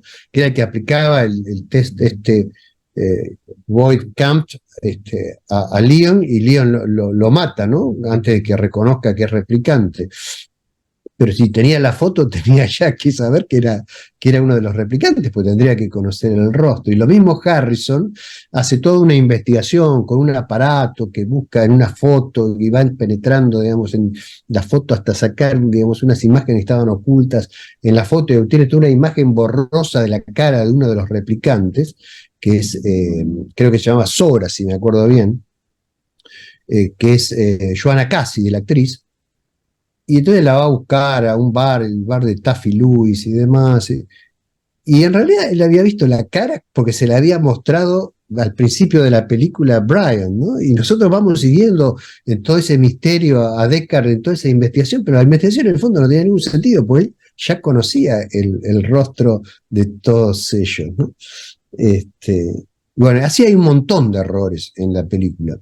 Pero en el fondo esos errores no nos importan, y yo creo que la mayor parte de la gente no se da cuenta de todos esos errores o de inconsistencias que hay en la trama. Por ejemplo, Bryant, cuando le cuenta a Harrison Ford la misión, le menciona que hay 6 replicantes, que uno se quedó frito en un campo electromagnético, como mencioné, y bueno, y entonces Harrison se va a cazar los 4 restantes, pero los restantes tienen que ser 5, no tienen que ser 4, entonces falta uno. Entonces mucha gente ha especulado, ¿y ese uno quién era? ¿Será el propio Harrison Ford? No, en realidad ese uno era una replicante llamada Mary, que en principio había una primera escena en la película en la cual la vida de esa replicante expira, llega a su final por este programa, digamos, que los apaga después de 4 años que tienen, ¿no? Y entonces ellos la ven morir, todos los otros replicantes la ven morir, y es una escena muy trágica, digamos, y que eso es lo que después lo lleva a actuar. Si hubiese incluido esa escena en la película, digamos, hubiese, yo creo, sumado mucho a la trama, pero lamentablemente la película, digamos, se fue de costo, entonces se quedó 5 millones por arriba del presupuesto original, y a Ridley Scott le obligaron a terminar la película, le quedaba un solo día de filmación, y decidió filmar la famosa escena final del diálogo entre Harrison Ford y Rutger Hauer en el techo del edificio Bradbury, ¿no? Y entonces esa escena nunca la filmaron y quedó fuera de la película. Y ese replicante, digamos, quedó en el guión, pero no están las escenas correspondientes. Y esa contradicción muy poca gente se da cuenta. Está llena la película de contradicciones. Entonces, ¿a qué voy? A que una película no tiene por qué ser perfecta, y sin embargo puede crear un efecto enorme. Hay pocas películas en la historia reciente del cine que visualmente, digamos, han sido tan influyentes como Blade Runner. E incluso desde el punto de vista argumental, desde el punto de vista filosófico, a pesar de que, por algo que voy a decir a continuación, pienso que Ridley Scott no entendió la película, el director no entendió la película, es una película que plantea temas muy, muy importantes, sobre todo el tema de qué es lo que hace que alguien sea humano. ¿no? Entonces, eso es lo que permanentemente está en discusión en la película, ¿no? Y un poco también está en el lema de la corporación Tyrell, ¿no? Que es hacer digamos, que lo artificial parezca más humano que lo humano. Y bueno, entonces ese es un tema filosófico muy importante de fondo en la película. Ridley Scott, digamos, yo creo que no la entendió la película porque cuando después de las primeras audiciones que se hicieron, los testeos que se hacen en general para el público, la gente no lo entendía, bueno, deciden poner la voz en off famosa que hay en la película, y entonces cuando le pide a Peoples que escriba el texto para la voz en off, hay una parte que nunca fue incluida en la película, donde hay unas reflexiones de Harrison Ford, que no son las que quedaron, insisto, pero que, digamos, son un tanto ambiguas y parecen sugerir como que Harrison Ford podría ser un replicante, pero esa no era la intención de People. Pero cuando Ridley Scott lo leyó, dijo, brillante, no me había dado cuenta de esto es excelente. Y entonces él se quedó con las ganas de que en la película fuese evidente que Harrison Ford era un replicante. Cosa que no, en la versión que salió al cine en 1982, digamos, no está claro, para nada. Pero después, en el corte del director de 1992, Ridley Scott modificó varias cosas para que eso fuese, digamos, más evidente. Y no era la intención original de los guionistas, ¿no? O sea, ni tampoco está en la novela original. O sea, la idea de los guionistas era hacer un viaje hacia la humanización de todos, digamos, ¿no? Entonces, tratar de mostrar que de un lado y del otro estaban los mismos valores que definen a una persona, ¿sí? Que en el fondo ser humano es ser una persona. Entonces yo creo que eso muestra que también una película puede ser una gran película y puede transmitir grandes cosas, a pesar de que su propio director quizás no entiende lo que está haciendo. Y eso ha pasado muchas veces en la historia del cine y en general en la historia del arte, ¿no? Que una obra excede incluso a lo que su creador, desde un punto de vista consciente, puede llegar a creer que está realmente expresando o está manejando. Es una película que tiene un montón de tonos que, bueno, podríamos quizás, así como hablamos de 2001 durante toda una de estas jornadas, hablar, pero bueno, no quiero acaparar mucho más tiempo. Pero espero que lo poco que he llegado a decir alcance como para estimular a aquellos que no la han visto a verla y a los que la han visto la vuelvan a ver, digamos, con otros ojos, ¿no? Bien, obviamente quedaron afuera un montón de temas, seguramente que se pueden decir, ¿no? Vos mismo la perfilaste, pero es una película que da para mucho. Entonces, dejemos que los que no la hayan visto la disfruten con algunas de las indicaciones que has podido ver y bueno, vayamos a otra película para que podamos hacer más uso del tiempo. La película con la cual voy a arrancar es M de 1931, como dije, de Fritz Lang. Fritz Lang fue uno de los grandes directores del cine alemán, quizás en el periodo que va desde el periodo expresionista al que viene a continuación, porque él estuvo en los dos periodos, tanto en el expresionista como el que vino a continuación, que fue un periodo un poco más cercano al tiempo y con una filmografía que tiene que ver más con la manera de filmar que es actual. De hecho, creo que Fritz Lang influyó mucho en esa manera de actuar.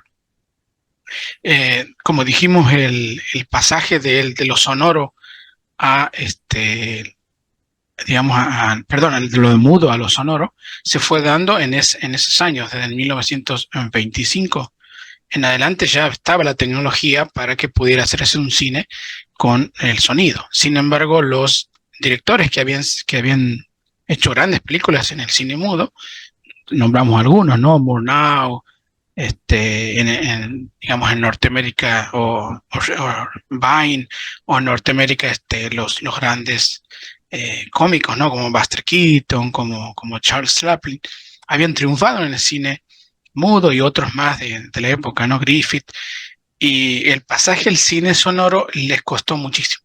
De hecho, el mismo Chaplin siguió filmando casi cine mudo en 1940, cuando hizo El Gran Dictador, que casi no hablaba de personaje, ¿no? Eran todas muecas que hacía, porque todavía no tenía la capacidad, como él mismo lo dijo, para pensar un cine con el sonido.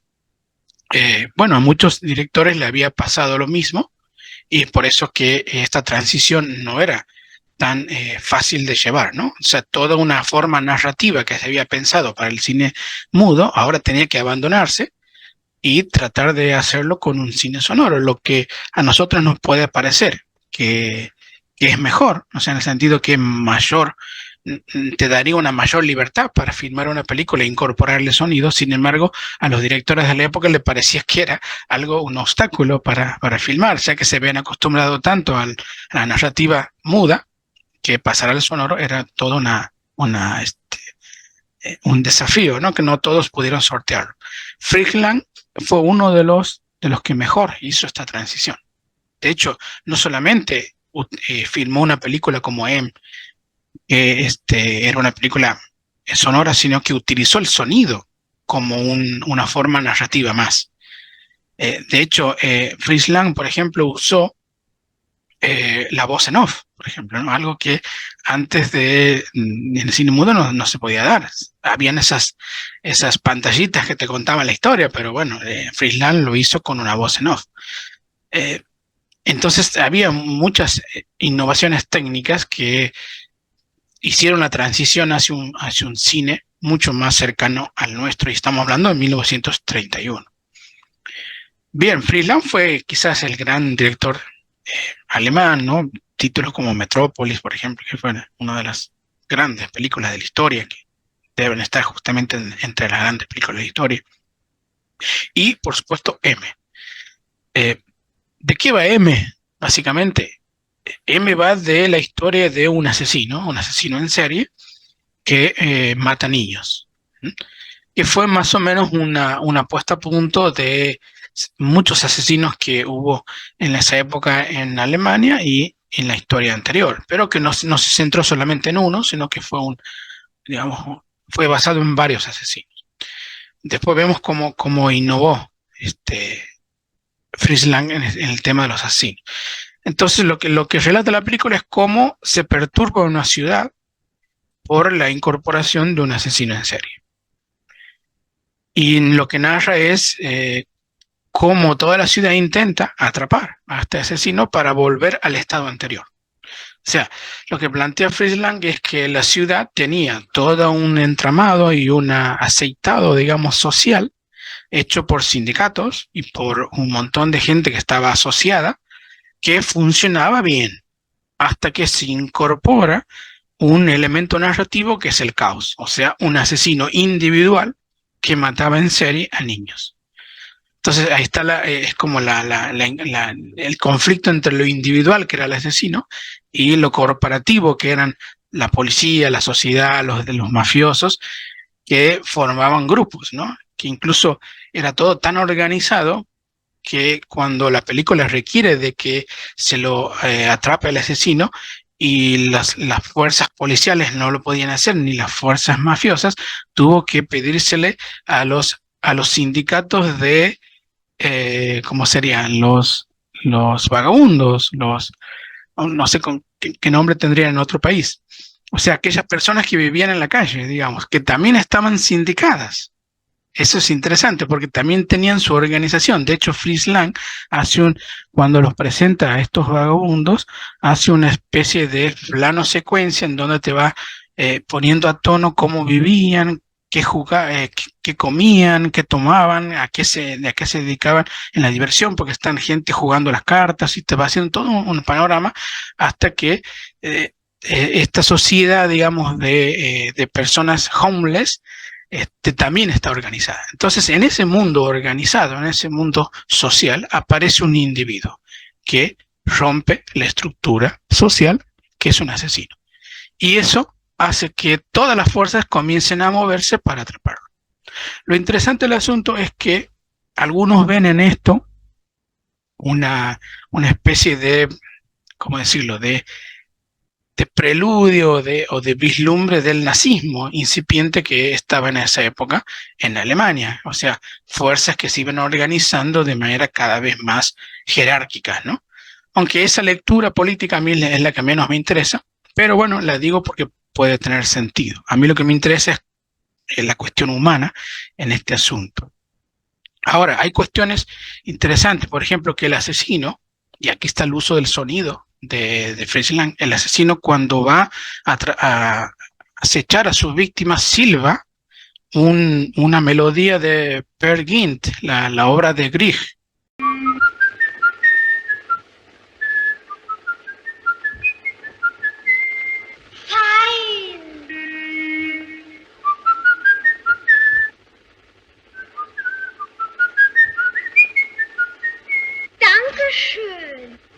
La obra clásica de Grieg. Entonces uno sabe, antes que lo vea el asesino, sabe que el asesino va a atacar por el silbido del asesino, lo cual es una incorporación interesante del sonido hecha por Fritz Lang. De hecho, el que puso el silbido era el mismo Fritz Lang, porque el actor Peter Lorre no podía silbar. Entonces el mismo Fritz Lang silbaba cuando aparecía el asesino, y eso marcaba como una especie de, te ponían, digamos, un índice al que estaba escuchando que el asesino iba a atacar. Y como el asesino atacaba a niños, aquí estaba la otra cuestión técnica, que es cómo mostrar una situación tan horrible como el secuestro y el asesinato de un niño sin mostrar el secuestro y el asesinato de un niño. Y aquí otra vez Fritz Lang tuvo que innovar con una serie de símbolos que hasta hoy en día se siguen usando. Por ejemplo, los niños utilizaban siempre juguetes, digamos, de la época, ¿no? Globos, por ejemplo, o pelotas. Generalmente eran esos dos juguetes. Entonces lo que sucedía era que cuando aparecía el asesino, no se lo veía, sino que se lo veían sombras, y el niño se lo veía con la pelota, y después se había un corte, un corte hacia la madre que en la casa lo esperaba, al niño que todavía no venía, toda preocupada, y la siguiente toma ya era la pelota que rodaba sola y se detenía sola, o el globo que salía volando y se quedaba volando solo, como diciendo ya el niño fue atrapado, ¿no? Esos índices luego fueron usados en otras películas. Me acuerdo de Changeling, por ejemplo, la película de 1980 de Peter Medak, donde trabaja George Scott, que hace de alguien que va a investigar una casa que ha sido heredada y que hay unos fantasmas que aparecen. Bueno, el fantasma del niño se le aparece por una pelota roja que viene cayendo por una escalera. Esa pelota roja de algún modo ya estaba incorporada en 1931 por Fritz Lang, y a partir de ahí la pelota roja se va sucediendo en otras películas de terror. Entonces había todas estas cuestiones. Luego también Fritz Lang filmaba con una cámara, con un plano cenital, o sea, un plano que está visto de arriba. Entonces cuando lo veíamos a los niños jugar, se lo veía desde arriba. Es una manera de pensar que alguien más estaba viendo a los niños, o que había una fuerza que los estaba viendo de algún modo, ¿no? Como una especie de cámara desde un punto de vista de observador, como de observador imparcial de la cosa, que es algo extraño en un cine en esa época. Sin embargo, después se incorporó al cine. Lo máximo, el punto más extraño de este punto de vista observador de Fritz Lang se da en una serie muy buena que se llama la serie de Fargo. Fargo es una película del 96 de los hermanos Coen, y se hacen unas series que ya van por la quinta temporada, y en la segunda temporada hay una mirada también desde arriba, desde el punto de vista cenital, de observadores, pero aquí es un ovni. O sea, un ovni observa a la humanidad, y en los peores de las escenas más crudas de tiroteos y muertes, hay un ovni que se les posa, no sé, a 10, 12 metros observándolos, ¿no? Interesante, porque es como decir, alguien desde arriba te está observando. ¿Qué será ese punto de vista? Cada uno puede pensar lo que quiere, pero este punto de vista ya estaba incorporado aquí por Fritz Lang en 1931. Otras cositas más que puedo hablar sobre el símbolo. Cuando la policía no puede atraparlo al asesino, entonces lo que hace es poner un montón de policías en la calle, despliega a los policías en la calle. Esto hace que los mafiosos no puedan hacer su vida normal de mafiosos porque la policía está intentando buscar al asesino en la calle. Por lo tanto, los mafiosos también se involucran en atrapar al asesino. O sea, tanto la policía como la mafia no querían que el asesino siguiera estando. Entonces también se organizan. Y luego se organizan los homeless, ¿no? Ahora, lo que habían tomado era que, para reconocerlo, era que si había un sospechoso, lo que hacían ellos era pintarse en la mano con una tiza una M.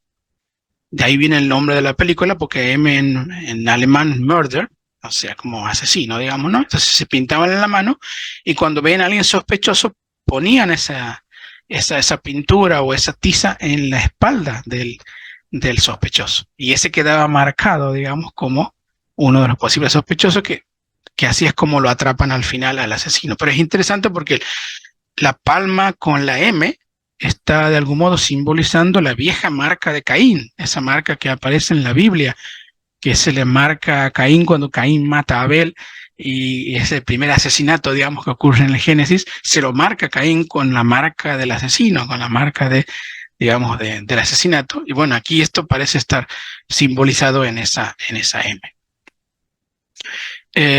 Ahora, lo que más me interesa a mí de la película es desde el punto de vista humano. ¿Por qué? Porque el asesino que interpreta magistralmente Peter Lorre, Peter Lorre tiene una cara muy rara. Si ustedes lo van a, ya lo voy a poner aquí para que lo vean. Me hace acordar mucho al actor Michael Berryman, que hizo Las colinas tienen ojos, de la película de Wes Craven, que también tiene una cara muy, muy rara. Una cara del cine, digamos, ¿no? De esas caras que utilizaba Fellini o Pasolini en sus películas, ¿no? Bueno, Peter Lorre tiene una cara muy rara. Entonces, este es el asesino y cuando finalmente lo atrapan todo el pueblo, lo atrapan primero los mafiosos, entonces lo llevan a un subterráneo, digamos, en las comunidades subterráneas, y ahí está casi todo el pueblo junto con los mafiosos para hacer el juicio final del asesino. Aquí me parece que está la parte más interesante de la película.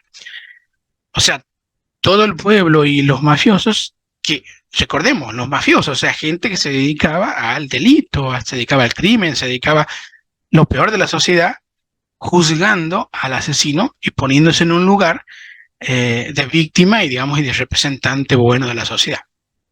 Entonces, cuando viene el juicio a Peter Lorre, al asesino, uno espera encontrar una defensa de la sociedad de parte de Fritz Lang. O sea, si uno dice, bueno, aquí tenemos un asesino de niños y del otro lado tenemos a la sociedad que la está juzgando, uno espera que el director se ponga de parte de la sociedad. Y sin embargo, aquí está la valentía de Fritz Lang, porque Fritz Lang se pone de parte del asesino. Ya que hasta ese momento nunca el asesino había hablado y nunca había mostrado ninguna de las motivaciones para matar. Sí lo veíamos como cuando iba a atacar, pero no mucho más. Y aquí el asesino tiene voz por primera vez y cuando se le pide que relate, digamos, o que cuente a la sociedad por qué mata, por primera vez vemos al asesino cómo empieza a contarles a la sociedad que si ellos odian el crimen, él lo odiaba más. ¿Por qué? Porque él sufría con cada asesinato que hacía. O sea, aquí lo que presenta Fritz Lang es la mirada de que nosotros esperamos encontrar a un asesino frío, a un asesino que no tiene ningún, digamos, valor de la vida humana, y sin embargo encontramos a un asesino que sufre por los asesinatos. Esta versión del asesino, que creo que nunca más ocurrió en la historia del cine, solamente ocurrió aquí, porque como digo, no es políticamente correcto, me parece la parte más interesante de la película porque de algún modo Fritz Lang se está diciendo a todos que ese asesino frío también es un ser humano igual que los demás y también tiene sentimientos y también tiene ciertas formas de actuar que nosotros consideraríamos humanas. De hecho, ellos esperaban un monstruo y se encontraron con un ser humano. Esto me recuerda muchísimo por ejemplo, a cuestiones que suceden en los diarios o en los medios cuando atrapan a un asesino, ¿no? Me acuerdo de Dennis Nielsen, por ejemplo, un asesino serial de Inglaterra, que el diario puso el monstruo de Dennis Nielsen. Y Dennis Nielsen, cuando se encontró con ese titular, le dijo, díganle a la prensa que yo no soy un monstruo, yo soy un ser humano.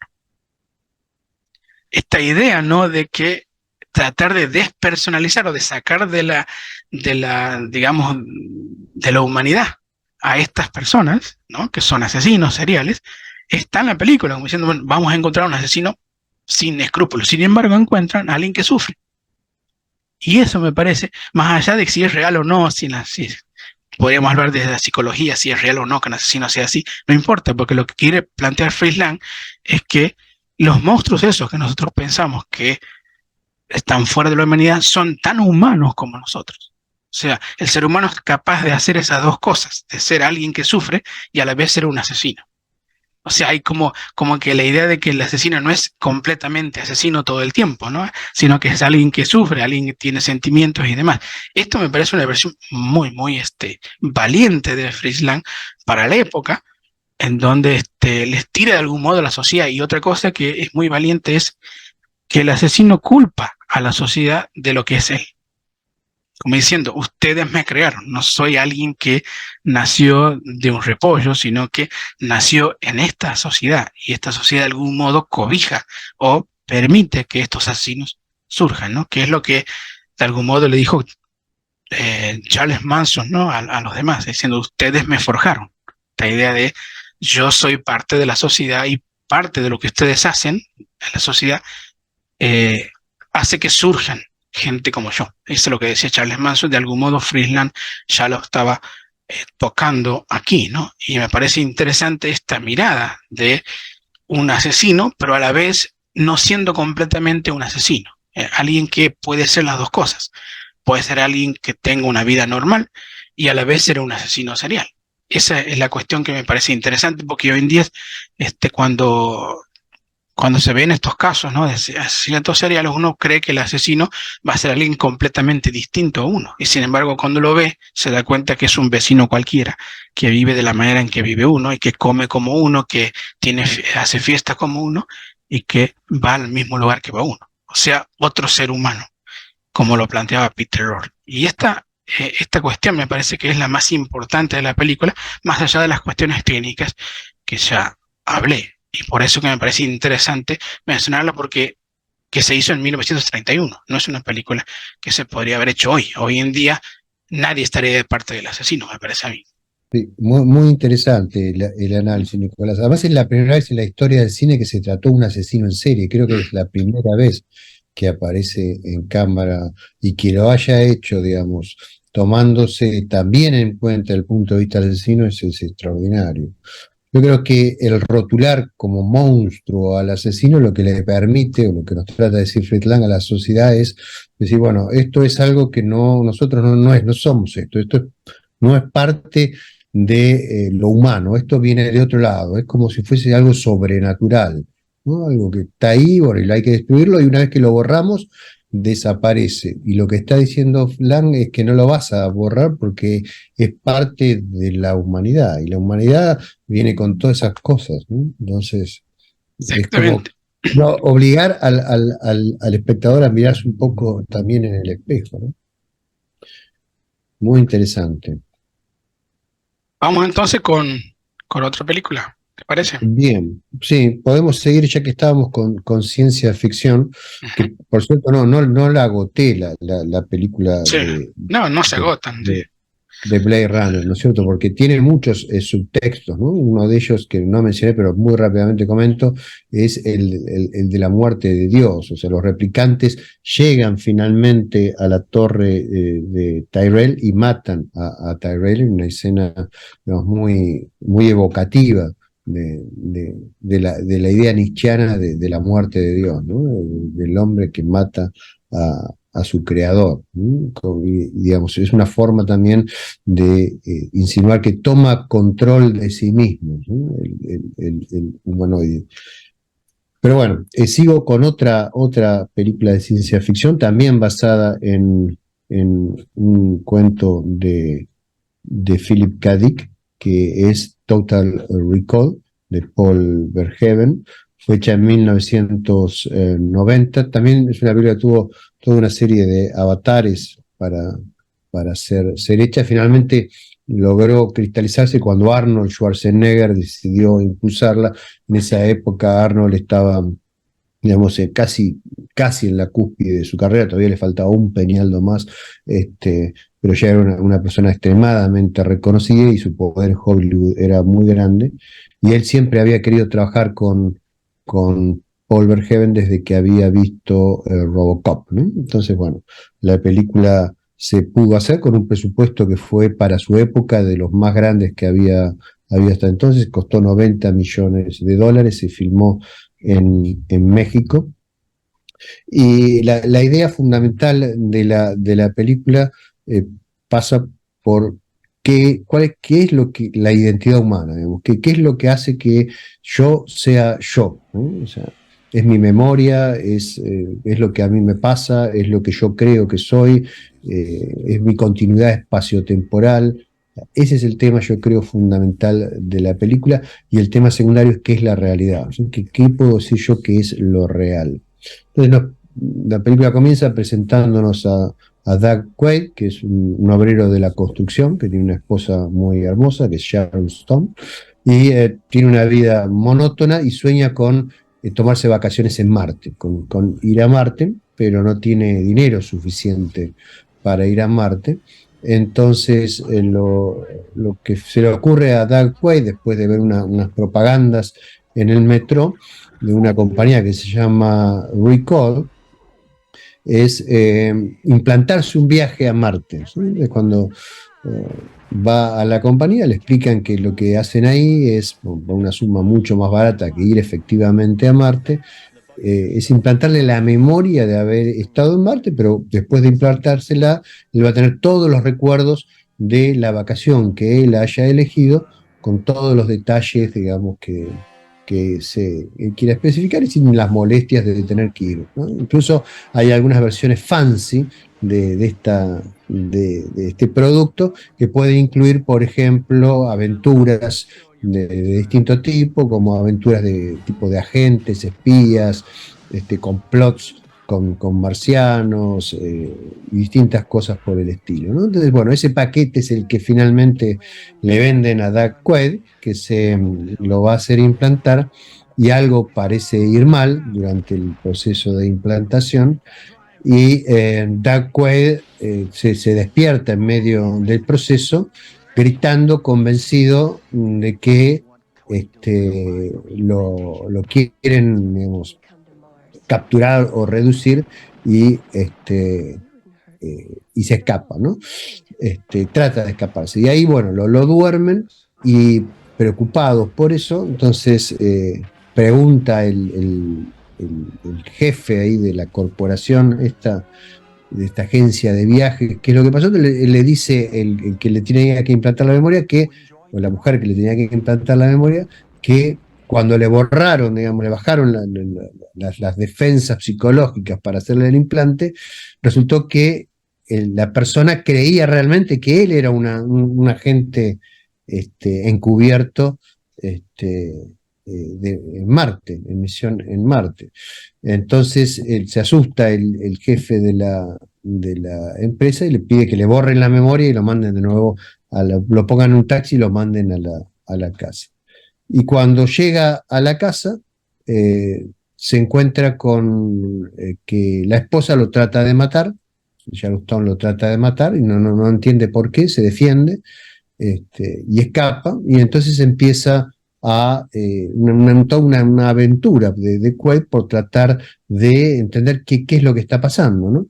Y en eso recibe una llamada telefónica, una serie de un maletín con una especie de monitor, donde aparece él mismo y le explica que él en realidad es efectivamente un agente y que debe ir a Marte, y bueno, dentro del maletín tiene un pasaporte y un poco de dinero como para hacerlo, y le instruye que vaya a un hotel, hay una tarjeta de un hotel al cual debe presentarse. Entonces se va a Marte. A todo esto lo van persiguiendo, siempre escapándose. Llega a Marte, logra infiltrarse ahí en Marte, que está dominado por, creo que se llamaba Quaheigan, ¿no? Quaheigan era. el dictador de Marte, y ahí se pone en contacto con la resistencia de Marte. Y cuando está en contacto con la resistencia, este, digamos, se encuentra una antigua amante aparentemente de él, y esa amante le dice que él no es Doug Quaid, sino que él es Hauser, el amigo de Quaid, que lo ha traicionado y que se había pasado a la resistencia, pero ahora ella duda de que eso sea así. Bueno, hay toda una serie de vicisitudes en las cuales se va planteando Schwarzenegger cuál es realmente la realidad. Hay un momento crucial en el cual se le aparece una persona en un hotel que le dice que él es el psiquiatra que lo está monitoreando y que él en realidad está en estado en coma, en recall, y que está teniendo una especie de convulsión cerebral por un problema que hubo en el procedimiento de implante y que está creyendo ser un agente, pero en realidad no lo es, y que está atrapado en una especie de ciclo de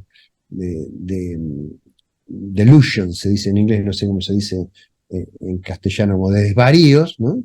Y que no puede salir, y bueno, que tome una pastilla para, digamos, simular con eso que muere ahí en Marte y poder despertarlo allá en la Tierra. Entonces, duda de si es verdad o mentira, porque varias de las cosas, digamos, de que le habían pasado a él son algunas de las cosas que él había pedido que se programen en el paquete que había comprado para sus vacaciones.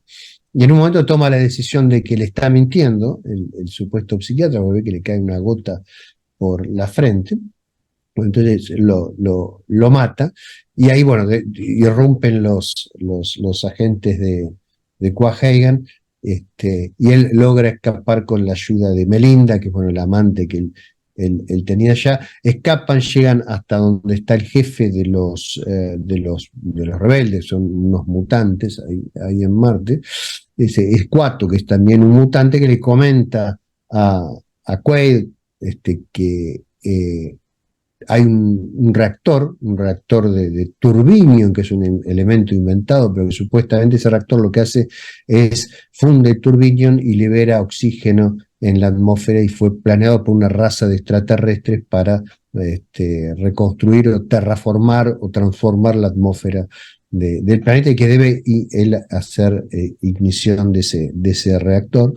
Y a todo esto, bueno, lo van persiguiendo, pero llega al reactor, finalmente lo logra prender, transforma la atmósfera del planeta de una manera increíble, ¿no? En unos pocos segundos, y además en una situación en la cual él cae en Marte, digamos, sin traje espacial, sin nada, sin protección, y en el lapso, digamos, de tiempo que le lleva a asfixiarse, bueno, cambia la atmósfera del planeta y se salva, ¿no? Y entonces, bueno, cuando termina la película, él se besa con la chica, como suele ser, pero se pregunta si todo eso no ha sido un sueño, ¿no? Porque, digamos, todo lo del reactor, todas esas cosas también estaban en en la, en el paquete original que él había comprado, ¿no? Cuando la película termina, él le da un beso a la chica y se ve una luz que toma toda la pantalla. Y uno se queda preguntando si esa luz no es la luz de la lobotomía final que le había predicho el médico que se le había aparecido en el sueño. Entonces, bueno, el tema que queda ahí flotando en la película son dos: qué es real y qué no lo es, o sea, cuál es la naturaleza de la realidad, y cuál es la identidad de una persona, ¿no? O sea, él es Hauser, él es Douglas Quaid. En un momento, Cuato, el mutante, le dice: un hombre es lo que hace, Quaid, ¿sí? O sea, tratando de darle una respuesta a esa pregunta. Yo creo que es una película que desde de la acción más desenfrenada, como le gusta a Paul Verhoeven, desde un ritmo trepidante, digamos, muy bien hecha, con una música muy atrapante, muy bien interpretada, incluso por Schwarzenegger, logra plantear temas también filosóficos importantes, ¿sí? Estas películas, junto con otras como Matrix o Dark City, plantean temas similares sobre la naturaleza de la realidad y sobre la identidad personal, ¿sí? Que creo que, digamos, es uno de los grandes méritos de la ciencia ficción, crear escenarios en los cuales estas preguntas se pueden hacer en forma, digamos, completamente convincente, ¿no? Fíjate que aquí en la tesis de la película de Total Recall, aquí lo que plantea el director es que la memoria no te ayuda a establecer la identidad. O sea que parece ser que la identidad es algo más y que la memoria justamente te viene a engañar, ¿no? Que no hay que confiar en la memoria.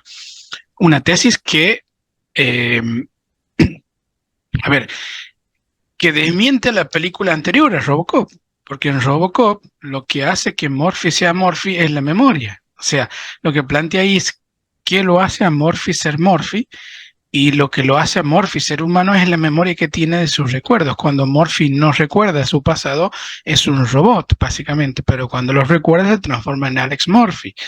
O sea, la tesis de la película ahí es la memoria te hace un ser humano o te hace lo que sos, la identidad. Sin embargo, en Total Recall aquí la memoria es lo que no te hace porque la memoria te puede engañar de múltiples maneras. Entonces, cómo las tesis se van abriendo y se van cerrando o se van contraponiendo en estas dos películas, lo Claro, cual... en Total Recall, la tesis fundamental es un hombre es lo que hace, ¿sí? Una Ujú. persona es lo que hace, ¿sí? Lo define en sus acciones, que es básicamente lo que dice Sartre, ¿no? Claro, entonces ahí es donde me parece a mí que toma lugar como una nueva respuesta a la misma pregunta, que en Robocop había sido la memoria, ¿no? Ahora, es interesante desde un punto de vista filosófico porque ¿qué nos hace a nosotros ser lo que somos? Digamos, uno podría decir, bueno, lo que hacemos somos lo que somos, también es la memoria lo que somos.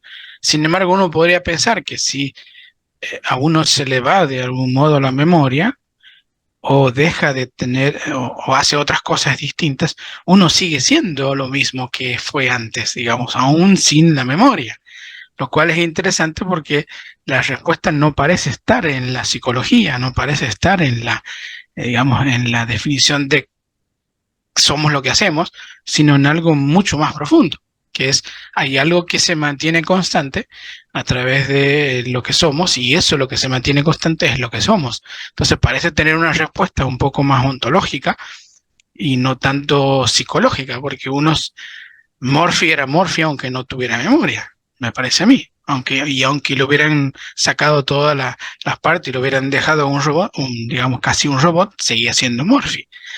Entonces me Murphy parece... mantiene hábitos Ah, de conducta. Vos fíjate que, por ejemplo, incluso la forma de manejar, de hacer esas volteretas con esa cabriola que hace con la pistola, las mantiene. O sea, hay patrones de conducta que mantiene, pero ha perdido la memoria. Otra película donde pasa eso es Memento, ¿no? Donde el ujú. protagonista pierde la memoria, digamos, a pocos ratos, ¿sí? Y para poder darle un sentido a su vida, bueno, él se va inventando razones para vivir de día a día, ¿no?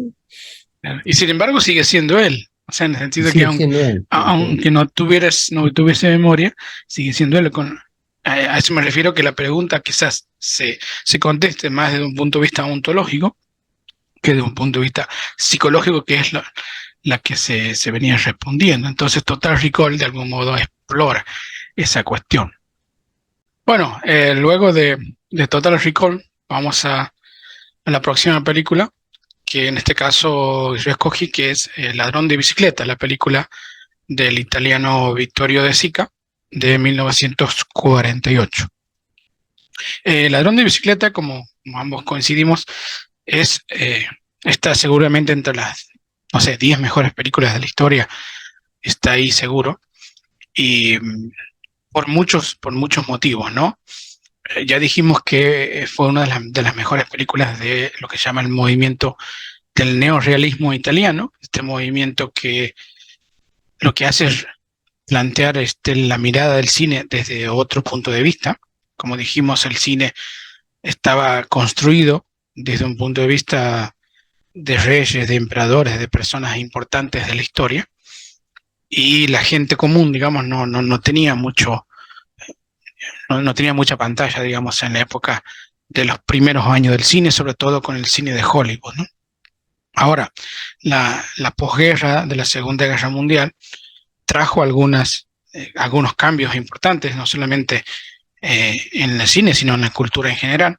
Desde la filosofía, el existencialismo empezó a pensar un nuevo ser humano, y el cine también comenzó a pensar un nuevo ser humano, una nueva forma de ver al ser humano. Entonces, esta forma de ver lo que hizo fue girar la mirada desde los reyes y emperadores hacia la persona común.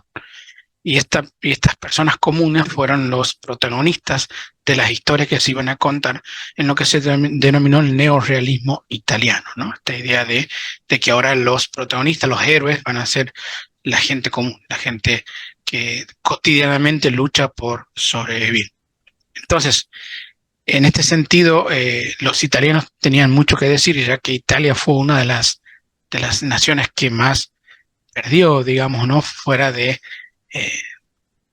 de Alemania, con respecto a la guerra, y fue la que menos beneficios tuvo de los países europeos luego de la guerra. Entonces, tenía que empezar a reconstruirse, y esta reconstrucción se empezaba desde las bases. Y de aquí fue que el cine tuvo que empezar a ver cómo se reconstruía Italia, y en este sentido, ver cómo los pobres se reconstruían. Entonces, va a ser un cine básicamente basado en pobres. Los pobres son los principales, digamos, los principales focos de atención de este cine neorrealista. Entonces, Vittorio De Sica se centra en los pobres, y en este sentido se centra en un trabajador llamado Antonio Ricci, que lo interpretaba un actor no profesional, porque una de las cosas que este nuevo movimiento italiano traía al cine era que los actores ya no eran estrellas, no solamente no eran reyes y emperadores, sino que tampoco eran estrellas de cine. Digamos, no estamos hablando de como el Star System de Hollywood, donde las estrellas eran todas multimillonarias, reconocidas. Aquí eran actores incluso no profesionales. Entonces, con este actor no profesional que hacía de Antonio Ricci, tenemos nosotros la historia de un trabajador que necesita trabajar, pero que al conseguir un trabajo le piden que para poder trabajar necesita una bicicleta. Y él no tenía bicicleta. Entonces la idea es cómo conseguir una bicicleta para acceder al nuevo trabajo, ya que no lo podían comprar. Entonces la mujer le dice que para comprar una bicicleta podemos empeñar las sábanas. Total, le dice, sin sábanas se puede dormir, o se puede vivir, algo así le dice. Entonces hay una escena muy interesante que él va a empeñar las sábanas y se muestra una gran dependencia enorme, en donde cuando él va a canjear las sábanas por dinero, se ve que hay un empleado que recibe las sábanas y las va colocando en, digamos, en una especie de cubículos lleno de otras sábanas, como si fuera que todo el mundo va y empeñaba las mismas sábanas. Entonces subía, digamos, como 10, 20 metros con una escalera interminable y ponía la sábana arriba, ¿no? Es una escena interesante porque te muestra cómo la sociedad vivía en esa época. En base a esta sábana, entonces, puede conseguir la bicicleta.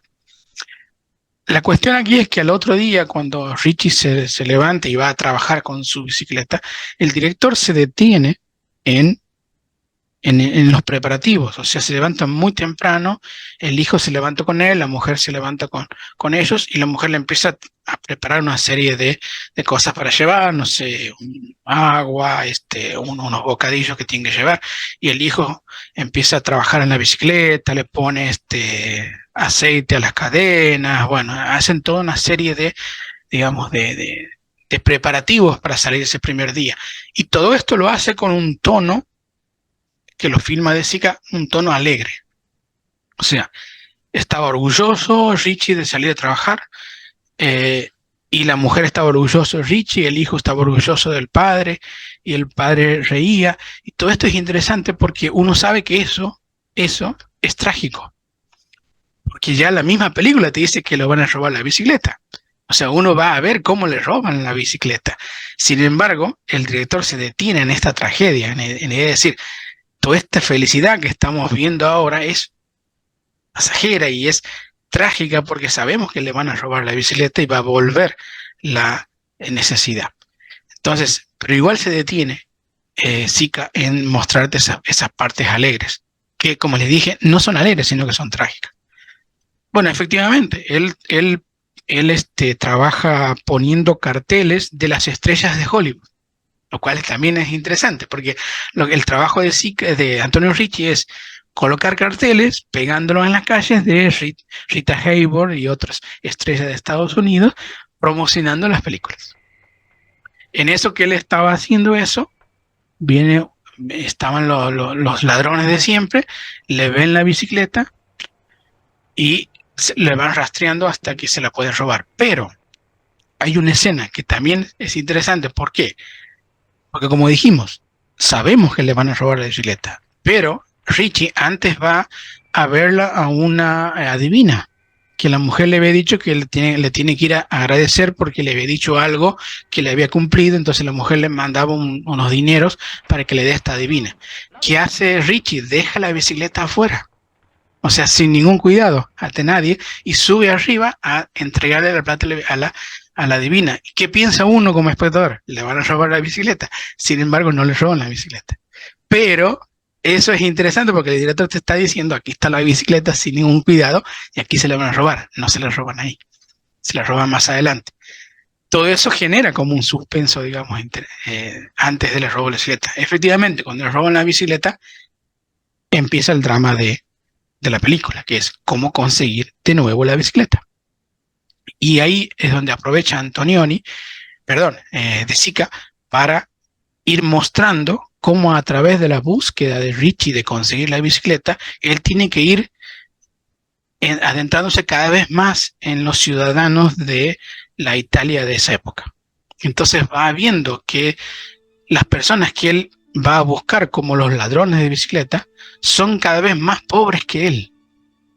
O sea, cuando él llega al final a conseguir al ladrón que le robó la bicicleta, se da cuenta que ese ladrón es mucho más pobre que él.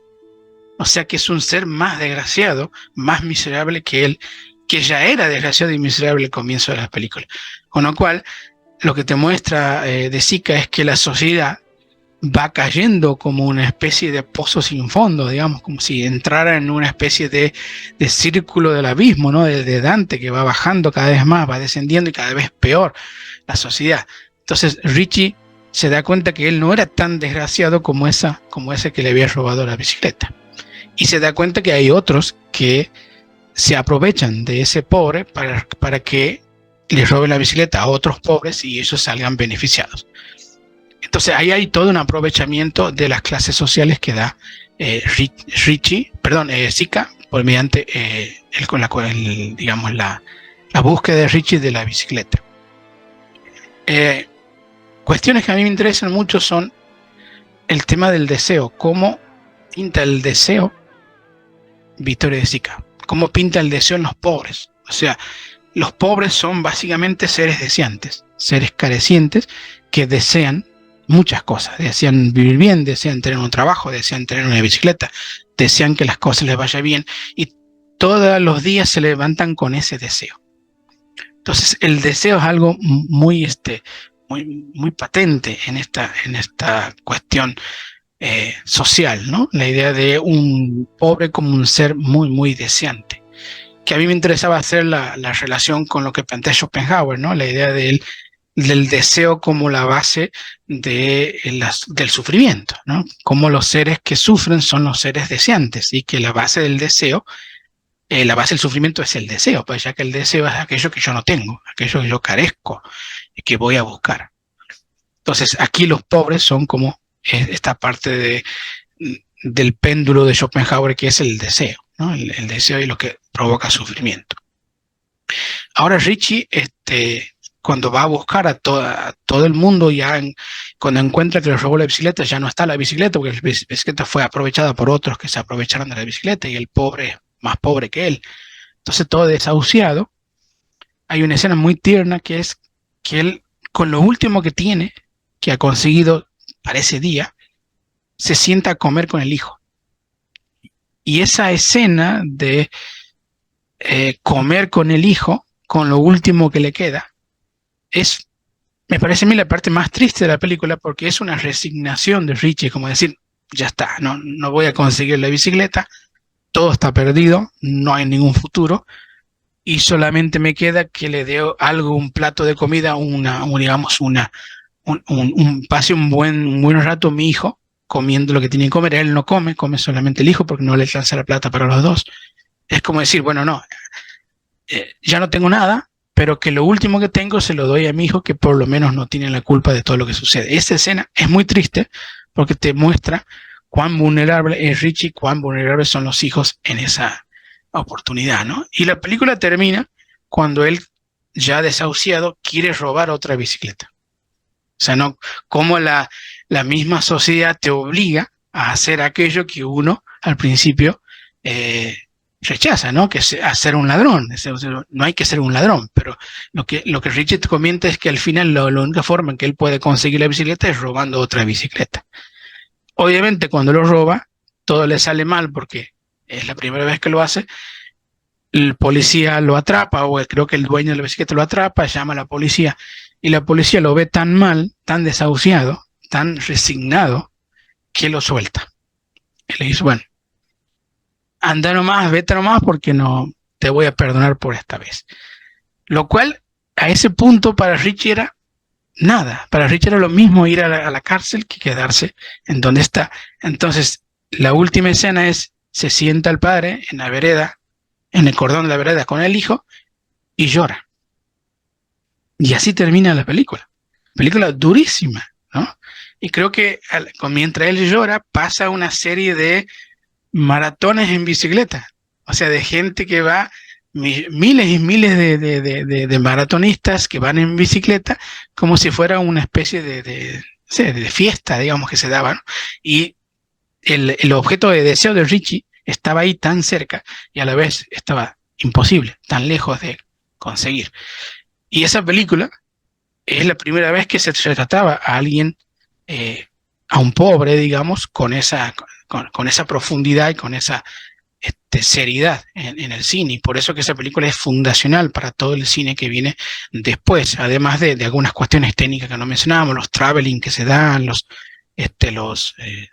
cambios de cámara y demás. Pero más allá de eso, creo que el tema es lo que hace que esta película sea muy dura y muy fundacional de un cine que va a aparecer después, ¿no? Todo el cine retratado, sobre todo en Latinoamérica, el cine español, el cine europeo en general, la Nouvelle Vague, después está basado aquí en este cine del neorrealismo italiano, ¿no? Que Hollywood, creo que yo, nunca lo incorporó. Hollywood tiene como otra tradición y nunca pudo incorporar este cine neorrealista, que sí se incorporó en Latinoamérica y en España, ¿no? Entonces me parece que reivindicar esta película es algo muy importante para que aquellos que quieran de algún modo ver cuándo son los quiebres del cine, este es un quiebre del cine seguro. También la película de Nico tiene un aspecto interesante que es la crítica de la iglesia. Hay toda una escena, digamos, cuando él sigue al ladrón de su bicicleta hasta un lugar donde el tipo va a comer, digamos, de las limosnas de la iglesia, donde, digamos, hay un enorme contraste entre, digamos, la gente que va a donar ahí dinero a la iglesia y los curas que reciben el dinero y la forma en que tratan a la gente con el pobre real, ¿no? Toda una crítica muy sutil, digamos, pero muy clara a la hipocresía de la iglesia, que en realidad vive de toda esa miseria espantosa, ¿no? Exactamente. Vamos a dejarlo aquí. Hemos hablado de 4 películas. Nos parece que de algún modo no podemos agotar todos los temas de las películas, pero algunos sí lo pudimos decir, y eso es lo importante, que los que han escuchado puedan, si no vieron las películas, puedan verla con otra perspectiva. Así que bueno, en otra oportunidad seguimos con la lista que tenemos armadas, y bueno, nos vemos, Gustavo. Gracias por la charla, como siempre un gusto, y nos estaremos viendo en otra ocasión. Gracias, Nico. Ha sido un gusto como siempre. Buenas noches. Buenas noches.